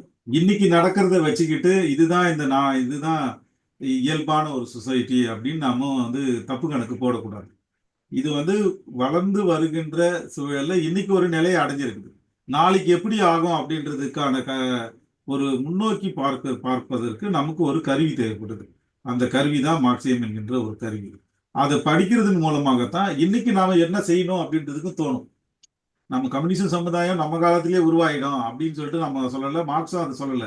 பிற்காலத்துல தான் அது உருவாக போகுதுன்னு சொல்றாரு. ஆனா நம்ம பிள்ளைக்கு வந்து நம்ம சொத்து வைக்கிறோம்ல, நம்ம குழந்தை பெற்றுக்கிறோம், ஆனா அந்த பிள்ளைக்கு கல்வி கொடுக்குறோம், அது நல்லா இருக்கணும்னு நாம் நினைப்பதை போல இந்த உலகமும் நல்லா இருக்கணும்னு நினைக்கிறோம். அடுத்த வருகின்ற ஜெனரேஷனுக்கு நல்ல உலகத்தை கொடுத்துட்டு போகணும் அப்படின்னா அந்த பொறுப்பு யாருக்கு இருக்கணும்னா உண்மையான மனிதர்களுக்கு தான் இருக்கு. இந்த உலகத்தை சுரண்டி வாழ்கின்ற இந்த சுரண்டல் பேர்வழிகளுக்கு இன்னைக்கே சுரண்டி ஏகப்பட்ட சொத்துக்களை பார்த்து இன்னைக்கே வாழ்ந்து செத்து போற ஒரு சமூகமா ஒரு பக்கம் இருக்கு. இன்னொரு பக்கம் எந்த வசதியும் கிடைக்காம இதுக்காக போராடுகின்ற ஒரு சமூகமும் இருக்கு. ஆனா இதுக்கு ரெண்டுக்கும் நடுவுல எதிர்கால சந்ததிக்கு ஒரு உண்மையான உலகத்தை, சரியான உலகத்தை கொடுத்துட்டு போறதுக்கான ஒரு பொறுப்பு இருக்கு இல்லையா? ஒரு தார்மீக பொறுப்புள்ள ஒரு மனிதனை தான் கார்ல் மார்க்ஸ் உருவாக்குறாரு. அந்த மனிதர்கள் தான் கம்யூனிஸ்டுகள். அவர்கள் அந்த கனவுக்காக தனது வாழ்க்கையை கூட அவர்கள் தியாகம் செய்வதற்கு தயாராக இருக்கின்றார்கள். எப்படி வந்து ஒரு புத்திஸ்ட் மாங்கு உலகத்துல வந்து அமைதியை நிலைநாட்டணும்னு சொல்லிட்டு தனது சொந்த வாழ்க்கையை வந்து துறந்துட்டு துறவியா மாறி பிக்குவா மாறி எப்படி மக்களுக்கு போதனை செய்கின்றாரோ அது போலதான் இடதுசாரிகள் வந்து தனது சொந்த வாழ்க்கையை தியாகம் செய்துட்டு உலகத்தை பாதுகாப்பதற்கான தனது அதாவது கார்ல் மார்க்ஸ் சொல்லுவாரு, உலகத்திலேயே மோசம் பெரிய தர்க்கம் என்பது சுயநலம் அப்படின்னு சொல்லுவாரு. மோசமான தர்க்கம் வந்து சுயநலம் அப்படின்றார். அந்த சுயநல தர்க்கத்தை உடைச்சிட்டு ஒரு பொதுநலத்துக்கு நீங்க வரும்பொழுது எதுக்காக வரீங்க அப்படின்னா ஒரு பொது நல்ல சமுதாயத்தை உருவாக்குறதுக்கு. அப்ப இன்னைக்கு ஏன் தேவை அப்படின்னா இன்னைக்கு நல்ல சமுதாயத்தை உருவாக்குறதுக்கான கனவை வந்து மார்க்ஸ் கொடுக்குறாரு, ஒரு பார்வையை மார்க்ஸ் கொடுக்குறாரு. அதுதான் உங்களை வந்து உந்தி தள்ளும். அதன் மூலமாக இன்னைக்கு மட்டும் இல்லை, நாளைக்கும் சரி நாளை மறுநாளும் சரி கார்ல் மார்க்ஸ் என்னைக்கும் தேவை. அந்த அடிப்படையில தமிழ்நாட்டுக்கு இன்னைக்கு அது தேவைப்படுது. அதை வந்து வேணான்னு சொல்லிட்டு கண்ணை மூடுவதற்கு சில பல பேருக்கு வாய்ப்பு இருக்கலாம், சில பேருக்கு மூட முடியாது, இன்க்ளூடிங் மீ. இல்ல இப்ப என்ன நீங்க சொல்லும்போது என்ன தோணுதுனாக்கா, ஏன்னா அந்த சுரண்டல் அப்படிங்கிறது வந்து தனி மனிதர்ல இருந்து நடக்குது. ஒரு ஒரு ஆண் ஒரு பெண்ணை சுரண்டுவது அல்லது கணவன் மனைவியை சுரண்டுவது அல்லது வந்து அவங்களுடைய பலனை எடுத்துக்கொள்வது, அவளது மனைவி வந்து கணவனை வந்து பயன்படுத்தி அவங்களிடம் சுரண்டுவது அப்படிங்கிறது எல்லாமே அது சின்ன அளவு ஒரு வட்டத்துக்குள்ள. அதுக்கு பிறகு முதலாளிங்கிறதுலாம் அடுத்தடுத்து நம்ம போகிறோம், வெளியில போறோம். அப்புறம் சமூகம் நீங்க சொல்றீங்க. இப்ப பார்க்கும்போது வளர்ச்சி அடைந்த ஒரு தமிழ்நாடுன்னு சொல்லும் போது இப்ப கண்ணனும் சொன்னார் முதல்ல அந்த சமூகம் சுற்றுச்சூழல் அந்த வகையில நம்ம பார்க்கணும் அப்படின்லாம் சொல்றாரு. அப்ப நம்ம இங்க பார்க்கும்போது நமக்கு சுற்றுச்சூழலே சரியா இல்லை இல்லையா? தமிழ்நாட்டுல வந்து நமக்கு சுற்றுச்சூழல் சரியா இல்லை. அதாவது தன்னுடைய இருப்பிடம் மட்டுமே நலமா இருக்கணும்னு நினைக்கிற ஒரு இண்டிவிஜுவலா தான் இருக்காங்க. நான் வெளியே போகும்போதே குப்பையை போட்டுட்டு போறேன், வெளியே போகும்போதே வந்து ஒரு சுவர்ல வந்து யூரின் பண்ணிட்டு போற அல்லது துப்பிட்டு போகிற ஒரு சமூகமா தான் இது இருக்கு. அப்போ வந்து தன்னை மட்டுமே பார்க்கின்ற ஒரு சமூகமாக இருக்கு இது. ஒரு ஒரு அதாவது ஒரு பகுதியை சொல்றேன். அதுக்கு பிறகு பார்த்தா தொழில பார்த்தா தான் மட்டுமே வாழணும் அப்படிங்கிற ஒரு சிந்தனையோட இருக்கிற ஒரு சமூகமா இருக்கு. அப்ப தனி மனிதருக்குள்ளேயே அந்த கல்வி எதை கொடுத்திருக்கு அப்படின்னாக்கா மார்க்சிய சிந்தனை அல்லது கார்ல் மார்க்ஸ் சொன்ன அந்த தத்துவம் அப்படிது ஒரு துளி கூட உள்ளே ஏறல அப்படிங்கிற மாதிரி எனக்கு தோணுது. என்ன மாதிரி கல்வி வந்திருக்குன்னா அந்த ஒரு பணம் சம்பாதிப்பதற்கான ஒரு கல்வி மட்டும்தான் ஒரு மனிதருக்கு வந்திருக்கு. தான் பணம் சம்பாதித்து தான் சுகபோகமா வாழணுங்கிறதுக்காக ஒரு கல்வி மட்டும்தான் உள்வாங்கின ஒரு தனி மனிதர்களா வளர்ந்துருக்காங்க அப்படிங்கிற மாதிரி எனக்கு பார்க்க தோணுகின்றது. அதை வந்து சில நேரங்களில் கட்டுப்பாடுகளின் வழியாக சட்டத்திட்டங்களின் வழியாக வந்து சில நாடுகள் சாத்தியப்படுத்தியிருக்கு. அதாவது பிறருடைய நலனை பாதிக்காம இருக்கிறது. இப்போ உதாரணமா நம்ம பாக்குறோம், சத்தமா வந்து பேசக்கூடாது இல்லையா? சில நாடுகள்ல வந்து ஒரு 10 மணிக்கு மேல சத்தமாக பேச முடியாது, கத்த முடியாது, அதுக்கான வாய்ப்பு இல்லை. அது வந்து ஒரு பெனல்டி கொடுக்கப்படும். அந்த நாடுகள்ல பெனல்டி இருக்கும். அப்புறம் குப்பை போடுவதெல்லாம் ரொம்ப இயல்பா சிங்கப்பூர், மலேசியா, தாய்லாந்து இந்த மாதிரி நாடுகள்லாம் ஒரு $500 பெனல்டி அப்படின்னு போட்டு மக்களை வந்து பிராக்டிஸ் பண்ணி கொண்டு வந்துட்டாங்க. அதனால சுத்தம் தூய்மையை வந்து எல்லாமே வந்து இயல்பா வந்து விட்டது அந்த பெனல்டி வழியா. ஆனா இங்கே நம்ம பார்க்கும்போது ஏதாவது ஒரு பூஜை நேரத்துல வந்து பயங்கரமான ஆடியோ ஸ்பீக்கர்ஸ் எல்லாம் வச்சு வந்து பெரிய அளவுல பாடல்களை கேட்கறது. இப்ப மார்கழி பூஜை நாங்க செய்யறோங்கிறதுனால அப்படி சமய விஷயங்களோட தான் சேர்த்து சொல்ல வேண்டியதா இருக்கு. அப்ப படிக்கின்ற குழந்தைகளுக்கு எல்லாம் வந்து எவ்வளவு சிரமங்கள் பல நேரங்கள்ல இருக்கு. வேலை செய்பவர்களுக்கு நிறைய சிரமங்கள் இருக்கு. இது நாய்ஸ் பொல்யூஷன், அதுக்கப்புறம் வந்து என்வாயரன்மெண்ட் பொல்யூஷன். அப்ப பல்வேறு வகையான பொல்யூஷனை உருவாக்குறது. அப்ப எதுவுமே எல்லாமே சுயநலமான ஒரு தனி மனிதர்களை தான் இது வந்து வளர்த்திருக்கு அப்படின்னு பார்க்கும்போது, மார்க்சிடமிருந்து ரொம்ப தூரத்துல இந்த தனி மனிதர்கள் இங்க வாழ்கிறார்கள்ங்கிற மாதிரி நான் பாக்குறேன். மேபி நான் வந்து எக்ஸாஜரேட் பண்றேன்னு தெரியல. இல்ல இது என்னன்னா அதுதான் சொல்றேன். நான் சொன்ன விஷயம் முன்னாடியே நீங்க சொன்ன ஏலினேஷன் அப்படின்ற, அதாவது அந்நியமாதல் ஒரு விஷயம் சொல்றேன் இல்லையா? அது என்னன்னா சமூகத்துல வந்து மெஜாரிட்டி 99.99 எத்தனை 99 நீங்க போட்டுக்கினாலும் அவ்வளவு பேர் வந்து அந்நியமாகி தான் இருக்கிறாங்க. நம்ம வந்து எப்படி வாழணுன்றது தெரியாம ஏதோ ஒரு வகையில வேற வாழ்க்கை வாழ்ந்துட்டு இருக்கிறாங்க. அதுக்காக அந்த அந்நியமான வாழ்க்கைக்காக அவங்க ஏகப்பட்ட சுரண்டல்ல செஞ்சுக்கிட்டே இருக்கிறாங்க. பலவிதமான சுரண்டல்கள் எல்லா கட்டத்திலையும் எல்லா லெவல்லையும் எல்லாரிடத்திலையும் நடந்துகிட்டே இருக்குது. அது குடும்பத்துல நடக்கலாம், நண்பர்கள் கிட்ட நடக்கலாம். பின்னாடி வந்து போஸ்ட்மார்டிசம் கான்செப்ட் வரும்போது நண்பர்களுக்குள்ளே எப்படி சுரண்டல் நடக்கும்ன்றதை பத்திலாம் டெரிடா வந்து ரொம்ப டீட்டெயிலா அதை பத்தி எல்லாம் பேசியிருக்காரு. ஸோ பலவிதமான சுரண்டல்கள் இன்றைக்கு இருக்கதான் செய்யும். ஆனா இந்த சமூகத்தை வழிநடத்துகின்ற முன்னணியா இருக்கக்கூடிய சிந்தனையாளர்கள் வந்து இதை ஷேப் பண்றாங்க. அவர்கள் தான் முன்னாடி வந்து காரல் மார்க்ஸ் போன்ற ஒரு உரல் விட்டு எண்ணக்கூடிய உலகத்தில் இருக்கக்கூடியவர்கள் தான் வழி நடத்துறாங்க. இந்த விஷயத்தெல்லாம் அவர்கள் கண்டுபிடிச்சு இது இல்ல, நீங்க எல்லாரும் அந்நியமாகி இருக்கிறீங்க, உங்களுக்குள்ளேயே நீங்க ஏலியனேட்டா இருக்கிறீங்க, மாறி வாங்க அப்படின்னு சொல்லிட்டு டீச் பண்றாங்க. அது மட்டும் இல்லாம இந்த கான்ட்ரடிக்ஷன் சொன்ன இந்த தியரி அப்ளை பண்றதன் மூலமாக சமூகம் எப்படி வந்து புரட்சிக்கு போகுது அப்படின்றதெல்லாம் சொல்றாங்க இல்லையா? அப்ப நீங்க சொல்ற இந்த சிவிக் விஷயங்கள் எல்லாம் ஒரு மேஜரான சேஞ்சஸ் வரும்போது தன்னால மாறிப்படும், கூட சேர்ந்து மாறிப்படும். இப்போ உதாரணத்துக்கு நாளைக்கே அங்கே இந்த தமிழ்நாட்டு கம்யூனிஸ்டுகள் ஆட்சி பிடிச்சிட்டாங்கன்னு வச்சுங்களேன். ஆட்சி பிடிக்கிறாங்க. பிடிச்ச உடனே அவங்க வந்து நீங்க சொல்ற விஷயத்துக்கெல்லாம் ஒரு ஆர்டர் மூலமா தீர்வு சொல்லிட முடியும். இப்போ வந்து குழந்தைங்களுக்கு இப்ப படிப்பு நல்ல படிப்பு தெரியல இல்லை அப்படின்னா இருக்கிற பிரைவேட் காலேஜஸ் எல்லாம் வந்து அரசுடைமையாக்கி எல்லாருக்கும் நல்ல கல்வி, ஃப்ரீ எஜுகேஷன் அப்படின்னு சொல்லி டிக்ளேர் பண்ணலாம். அதே போல ஸ்கூல்ஸ் எல்லாம் கவர்மெண்ட் ஸ்கூல்ஸ் எல்லாமே வந்து எல்லா குழந்தைங்களும் கவர்மெண்ட் ஸ்கூல்ல தான் படிக்கணும் அப்படின்னா இருக்கின்ற தனியார் பள்ளிகள் எல்லாம் அனைத்தையும் கவர்மெண்ட் ஸ்கூலா மாத்திட்டாங்கன்னா முடிஞ்சு போச்சு, பிரச்சனையே இல்லை. அந்த இடத்துல எல்லாருக்கும் தரமான கல்வி கிடைக்கும். அப்போ வந்து அப்புறம் வந்து பல விஷயங்கள், இப்போ ரோடு வந்து டோல்கேட் இருக்குது, டோல் எல்லாம் இனிமேல் கிடையாது, எல்லாம் நாங்களே ரோடு போட்டு கொடுத்துட்டோம், நீங்க தான் டோல் கட்டணும், மக்களுக்கு டோல் ஃப்ரீ அப்படின்னு சொல்லிட்டு கம்யூனிஸ்டுகள் டிக்ளேர் பண்ணுவாங்க. ஸோ இது போல மக்களுக்கு தேவையான விஷயங்கள் எல்லாத்தையும் கம்யூனிஸ்டுகள் வந்து செய்வதன் மூலமாக இந்த சுரண்டல் முறை, அமைப்பு முறை படிப்படியா தன்னுடைய வீரியத்தை இழப்பதின் மூலமாக நீங்க சொல்ற விஷயங்கள் எல்லாம் மாறும். ஸோ இதுதான் அவங்க வந்து கம்யூனிஸ்டுகள் சொல்வது. இந்த விஷயங்கள் மட்டுமே மேஜர் இல்லை, இதெல்லாம் சிவிக் விஷயங்கள். சிவிக் விஷயங்கள்ல வந்து நிறைய கம்யூனிஸ்டுகள் கட்டுப்பாடுகளை விதிக்கும் பொழுது அது எல்லாமே வந்து ஈஸியா அது மாறிடும். ஸோ மார்க்சியத்தை பொறுத்த வரைக்கும் மேஜரான முரண்பாடுகளை பத்தி பேசுது. இந்த விஷயங்கள் எல்லாம் நாலாவட்டத்தில் அது மாறி போயிடுது. சின்ன சின்ன மாற்றங்களே அதுக்கு போகும். நான் வந்து நினைக்கிறேன் எல்லாரும் கம்யூனிஸ்ட் சீக்கிரம் முடிச்சிடணும். இதுல அடிப்படையா நீங்க சொன்னதுல வந்து அந்த செல்ஃபிஷ்னஸ் பத்தி சொன்னீங்க. இதுக்கு சொல்யூஷன் மாதிரி ஒரு ஜே கிருஷ்ணமூர்த்தியுடைய ஸ்டேட்மெண்ட் ஒன்று இருக்கு. அவர்கிட்ட நீங்க 90 வருஷம் நீங்க டீச் பண்ணீங்க, how will you condense your teaching அப்படின்னு ஒரு வார்த்தை சொல்றாரு. அது வந்து இது கம்யூனிசத்தை எக்ஸ்பிளைன் பண்ற மாதிரி, மார்க்சிசத்தை எக்ஸ்பிளைன் பண்ற மாதிரி எனக்கு தோணுது. அவர் என்ன சொன்னாரு, இஃப் யூ ஆர், யூங்கிறது with quotation, if you are the other is not. அப்போ வந்து இந்த சமூகம் என்பதோ உலகம் என்பதோ கடவுள் என்பதோ நீங்கிற ஒரு இது இருக்கிற வரைக்கும் அது கிடையாது. ஏன்னா நீ தான் உனக்கு முக்கியம். ஓகே, நீ உனக்கு முக்கியம், உன் குடும்பம் உனக்கு முக்கியம், சூழலை பத்தி கவலை இல்லை, மிச்ச சமூகத்தை பத்தி கவலை இல்லை, எதை பத்தியும் கவலை இல்லை. So if you are the other is not. அது ஒரு சூத்திரம், ஜே கிருஷ்ணமூர்த்தியோட சூத்திரம். உங்களுக்கு தெரியும், ஜே கிருஷ்ணமூர்த்தி வந்து மைத்ரேயருடைய அவதாரம் பௌத்த இதுன்னு சொல்றாங்க. இப்போ பௌத்த சிந்தனை தான் இதுன்னு நான் நினைக்கிறேன். ஆனா ரொம்ப சுவாரஸ்யமா அதை ரெண்டும் லிங்க் பண்றேன். நீங்க இன்னைக்கு பேசுறதுக்கும் பின்னாடி நான் அதையே தான் பார்த்துட்டு இருக்கேன். இந்த கம்யூனிஸ்ட் இந்த பௌத்த எழுச்சியை பற்றி உங்களுடைய பின்னாடி போட்டிருக்கீங்க நீங்க உங்க லோகோ. ஸோ அது என்ன தொடர்பு அப்படின்னு பார்த்தா தொடர்பு இருக்கு, நிச்சயமா இருக்கு. அது எனக்கு தோணுது. விரிவா பேசணும்னா நான் உங்கள்கிட்ட வந்து டார்வினிசத்தை பத்தி பேசலாம். இப்படி வந்து சர்வைவல் ஆஃப் த ஃபிட்டஸ்ட்ங்கிறது வந்து how does it support capitalism அப்படிங்கிறத பத்தி நம்ம தீவிரமா டிஸ்கஸ் பண்ணலாம். இன்னும் ரொம்ப சுவாரஸ்யமான யூரோப்பியன் டெவலப்மெண்ட் என்னன்னா நியூ ஸ்பிரிச்சுவாலிட்டி. அந்த old religions all dead. Okay, Nietzsche சொல்ற மாதிரி காட் இஸ் டெட். ஓகே, ஆனா அடுத்தது வந்து the new spirituality is only nature and environment. அதுதான் கொடுக்க போகுது.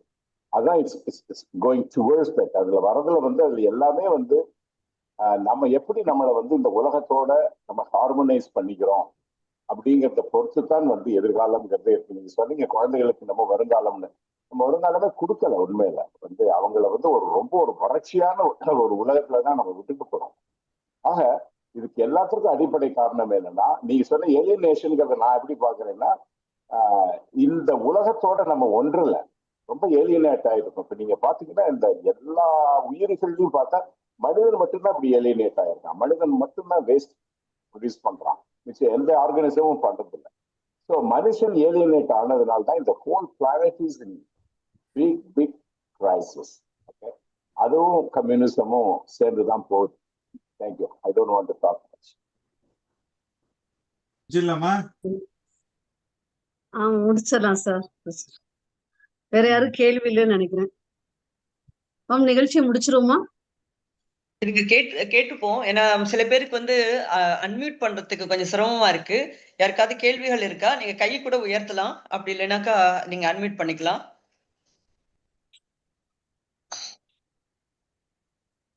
சரி, அப்படி இல்லைன்னா நம்ம நிறைவு செய்தலாம். நன்றி. அடுத்த மீட்டிங் போறோம். எல்லாருக்கும் சார் நன்றி சொல்லிட்டாங்க.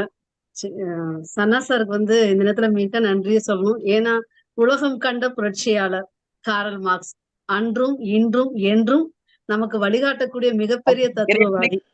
சாரிமா, அவர் சுப்பிரமணி அவங்க வந்து ட்ரை பண்றாங்கன்னு நினைக்கிறேன் பேசுறதுக்கு. அவருக்கு மட்டும் நம்ம ஒரு வாய்ப்பு கொடுத்துருவோமா? தாராளமா. வணக்கம் தோழர்களே. அதாவது காரல் மார்க்ஸில் ஏங்கல்ஸ் லெனின் காட்டிய அந்த மார்க்சிய வழி கண்ணோட்டத்தில் கட்சிகள் வந்து சிந்திக்குதா என்பதே இங்கே கேள்விக்குறியாக இருக்கிறது.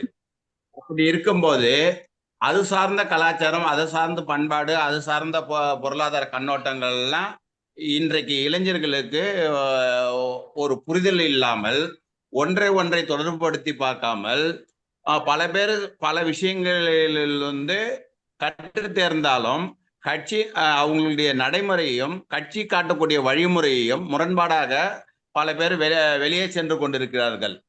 அந்த ஒரு நிலையை உருவாக்குற அளவுக்கு கட்சி வந்து ஒரு புரிதலற்ற ஒரு சூழ்நிலையில் இருந்தால் இந்தியாவில் எப்படி கட்சியை வந்து வளர்த்து கொண்டு செல்ல முடியும்? ஆகவே கட்சிகள் முதலில் காரல் மார்க்ஸினுடைய கோட்பாடுகளையும் அதனுடைய நடைமுறை தந்திரங்களையும் இவர்கள் ஒழுங்காக கற்க வேண்டும். அது பல இளைஞர்களுடைய மனதில் இன்னைக்கு போராட்டமாக இருக்கிறது. மேல் கமிட்டி தோழர்களுக்கு கேள்வி கேட்டால் பதில் சொல்ல இயலாத ஒரு சூழ்நிலை இருக்கிறது. ஆகவே நாம் வந்து மார்க்ஸ், எங்கல்ஸ், லெனின் பற்றி 150 ஆண்டுகளாக பேசிக் கொண்டிருக்கிறோம். ஆனால் கட்சிகள் அந்த வழிமுறையை இன்னும் கைவரப்பெறவில்லை. அதை புரிந்து கொண்டு அதற்கு ஏற்ப சமுதாயத்தில் தத்துவத்தையும் நடைமுறையும் இணைத்து சொல்லிக் கொடுக்கக்கூடிய அளவுக்கு தகுதியை பெறவில்லை. அந்த தகுதியை பெறாத இருக்கிற வரை இங்கு எப்படி கம்யூனிஸ்ட் இயக்கங்கள் வளரும்? அதை கட்சிக்குள் உள்ளும் போராட வேண்டும், வெளியிருந்தும் போராட வேண்டும். ஆகவே இதையும் கவனத்தில் எடுத்துக்கொண்டு சிந்திக்க வேண்டும் என்று நான் கூறிக்கொள்கிறேன். நன்றி, வணக்கம். அவரு திரு சுப்பிரமணியம் அவர்கள் சொன்னதுல 100% உடன்பாடு எனக்கு இருக்கு. இதை பத்தி நான் பல தளங்கள்ல பேசிக்கிட்டே இருக்கிறேன். ஈவன் கம்யூனிஸ்ட் பார்ட்டிகள் கூட இதுல வந்து ஒரு பெரிய தேக்கம் இருக்கிறத நாம பார்க்க முடியுது. மற்ற கட்சிகளெல்லாம் விடுங்க, இடதுசாரி தத்துவத்தை உள்வாங்கி இருக்கக்கூடிய எல்லா கட்சிகளுக்கும் இந்த முரண்பாடும் இந்த குறைபாடும் இருக்குது. அது சரி செய்வதற்கு அந்த கட்சிகள் முயற்சி செய்யணுன்றதுல நான் எதிர்பார்க்கிறேன். இந்த இடத்துல இந்த போரத்துல வந்து ஒரு விளக்கம் மட்டும்தான் நமக்கு. ஆனா இடதுசாரிகள்கிட்டையும் அதை பத்தி உரையாடல் தொடங்கணும் அப்படின்றது எனக்கு நீண்ட நாளா மனதுல இருக்குது. அதை பத்தி நானே கூட முன்னெடுக்கலான்னு இருக்கிறேன் சீக்கிரம் அதை பத்தி. நன்றி. உண்மையிலே சுப்பிரமணிய சார் கேட்டபடி கண்ணா சார் முதல் உரையில சொல்லிட்டாங்க. என்ன சொன்னாங்கன்னா, இன்றைய காலத்துல எல்லாரும் அவரை புரிஞ்சிருக்கேன்னு சொல்லிட்டு அதை வெளிப்படுத்துறதுலதான் பேர் ஆர்வமுடையவங்களா இருக்காங்க. உண்மையிலே புரிஞ்சிருக்காங்களான்னு கேட்டா உண்மையில இல்லைன்னு சொல்லி தொடக்கத்திலேயே சொல்லிட்டாங்க. அடுத்த முக்கியமான ஒரு கருத்து சொன்னாங்க. காரல் மார்க்ஸை எல்லாரும் வாசிங்க. முக்கியமா இன்றைய சமுதாயம் வாசிக்க வேண்டும்ன்ற தகவலை அவங்க உரையின் வழியாகவே சொல்லிட்டாங்க. அதனால இனி வரக்கூடிய சமுதாயம் கட்டாயமாக காரல் மார்க்ஸை வாசிச்சாங்கன்னா நம்ம இன்றைய தலைப்புக்கு ஏற்ற மாதிரி காரல் மார்க்ஸை புரிந்து கொண்டோம்னு சொல்லலாம். புரிஞ்ச பிறகு சார் சொன்ன மாதிரி மாற்றங்களை நம்ம இந்த சமுதாயத்துல எதிர்பார்க்கலாம்னு நினைக்கிறேன். அதே மாதிரி குமரேசன் சாருமே கௌதம் சன்னா சார் பேசின அத்தனை தகவல்களையும் தொகுத்து சொல்லிட்டாங்க. அதனால இந்த இடத்துல நான் தொகுக்கவும் வேலை இல்லை. அதனால நிறைவு செஞ்சுக்கலாம்னு நினைக்கிறேன். கௌதம் சன்னா சாருக்கு நான் நிறைவு சொல்லல. எனக்கு ஒரு நிமிஷம் வேணும் கட்டாயமாக. சொல்லுங்க. ஒரு நிமிடம் சொல்லுங்க சார். சொந்த இது வேற கருத்துக்களுக்குலாம் போல ஒரு சொந்த சொல்லுங்க சார். கௌதம் சன்னாவோட என்னுடைய முதல் அறிமுகம் என்பது அயோத்திதாசை பற்றிய ஒரு புத்தக வெளியீட்டு விழா சென்னையில் நடந்தது. அந்த புத்தகத்தை பேசுகிற வாய்ப்பு எனக்கு கிடைச்சது. அப்பதான் நான் அந்த புத்தகத்தையும் படித்தேன். பிராங்கா சொன்ன அப்பதான் நான் அயோத்திதாசரை தெரிஞ்சுக்கிட்டேன். அந்த மேடையிலையும் அதை சொன்னேன். இப்பதான் தெரிஞ்சுக்கிறேன். அப்போ ஒரு நண்பர் பேசும்போது அதை எப்படி இவ்வளவு நாளா எப்படி நீங்க அயோத்திதாசர் தெரிஞ்சுக்காம இருந்தீங்க அப்படின்னு கேட்டப்போ அதான் உண்மை, இப்ப தெரிஞ்சுக்கிறேன், இன்னும் மேலும் மேலும் தெரிஞ்சுக்குவேன் அப்படின்னு பேசினா. அப்ப சன்னாவும் குறுக்கிட்டு இந்த தெரிஞ்சுக்கிட்டு வர்றதானுங்க வளர்ச்சி, அது அதனால அதை சரியா அதை பேலன்ஸ் பண்ணாரு. அந்த நினைவு இருக்குங்க அவருக்கும் நினைவு இருக்குன்னு நம்புறேன். அதுக்கப்புறம் 2006 நினைக்கிறேன். அதுக்கப்புறம் வீட்டுல சந்திச்சோம். இங்க சென்னையில உங்க சுபாஷ் வந்தப்போ. ஆனா நம்ம ரொம்ப ஒண்ணும் பேசிக்க முடியல. ஒருத்தர் தெரியுங்கிற அளவோட பேசிக்கிட்டோம், அவ்வளவுதான். அப்புறம் இன்னைக்கு இந்த உரை மார்க்சிய உரைய மார்க்ஸ் பற்றிய உரையை நீங்க நிகழ்த்த அது குறித்து சில கருத்துக்களையும் பகிர்ந்து கொள்கிற இந்த ஒரு வாய்ப்பும் இதுல ஏதோ ஒரு தெரிந்தோ தெரியாமலோ ஒரு தொடர்ச்சியும் ஒரு இணைப்பும் இருப்பதாக பார்க்கிறேன். நீங்க சொன்ன அந்த உரையாடல் நடத்த சொன்னீங்களே, அந்த உரையாடலுக்கு தொடங்கினீங்கன்னா அதுல உங்களோட துணை இருக்கிறவனாவும் நான் இருப்பேன். கண்டிப்பா. நன்றி ஐயா. உலகம் கண்ட காரல் மார்க்ஸ இப்ப நம்ம எல்லாருமே கொஞ்சம் புரிஞ்சுக்க முயற்சி பண்ணிருக்கோம்னு நினைக்கிறேன். இனி தொடர்ந்து அன்றும் இன்றும் என்றும் நமக்கு தத்துவ ஞானியாக இருந்து வழிகாட்டக்கூடிய காரல் மார்க்ஸை நாம் தெரிந்து கொள்வோம். கடைசியாக எனக்கு ஒரு நிமிஷம். நான் இந்த திசைக்கூடல் கருத்தரங்க பொறுப்பாளராக இருந்து 2 ஆண்டுகள் ஆகுது. 2 ஆண்டுகள்ல சன்னா சார் வருஷத்துல ஒரு 20 நாள் பார்த்திருப்பேன். பாக்குறப்பெல்லாம் ஐயா ஒரு உரைன்னு சொல்லி கேட்டிருப்பேன். அது நேற்று முடிவாகி நேற்றும் தடங்கள் ஏற்பட்டோன்னு மனசுக்கு கொஞ்சம் வருத்தமா இருந்துச்சு. ஆனாலும் மிகப்பெரிய விஐபி நம்ம தொந்தரவு பண்ண முடியாது இல்லையா? அதனால விட்டு கொடுத்து இன்று இந்நிகழ்ச்சி மிக சிறப்பாக என்னுடைய விருப்பத்தையும் நிறைவு செய்து உரையையும் சிறப்பாக நடத்தி கொடுத்த கௌதம் சன்னா ஐயா மிக்க மிக்க நன்றி. இந்த வாய்ப்பினை அளித்த சுபாஷினி மேமுக்கு நன்றி. இந்த நிகழ்ச்சியில் கலந்து கொண்டு கேள்விகள் வழியாக கணைகளாக இல்லாம கருத்துக்களை தொகுத்து வழங்கிய அனைவருக்கும் நன்றி கூறி விடைபெறுகிறேன். நன்றி, வணக்கம். மீண்டும் அடுத்த நிகழ்வு நன்றி. மார்க்சியத்தை உள்வாங்கிய ஒருத்தன் ஒருபோதும் விஐபியா இருக்க மாட்டான் சார். மிக முக்கியமான ஒரு மனிதன், அவ்வளவுதான். அதுக்கு மேல அவனுக்கு எந்த தகுதியுமே இல்லை. மனிதன் என்பது மார்க்சிஸ்டுகளை பொறுத்த வரைக்கும் தாழ்ந்த தகுதி. மனிதர்கள் தகுதி. வருகைக்கு மிக்க நன்றி. நம்ம மனிதர்களாக எப்போதும் சந்தித்துக் கொண்டே இருப்போம். நன்றி, வணக்கம். நன்றி. நிகழ்ச்சி நிறைவு செய்து கொள்ளும். நன்றி.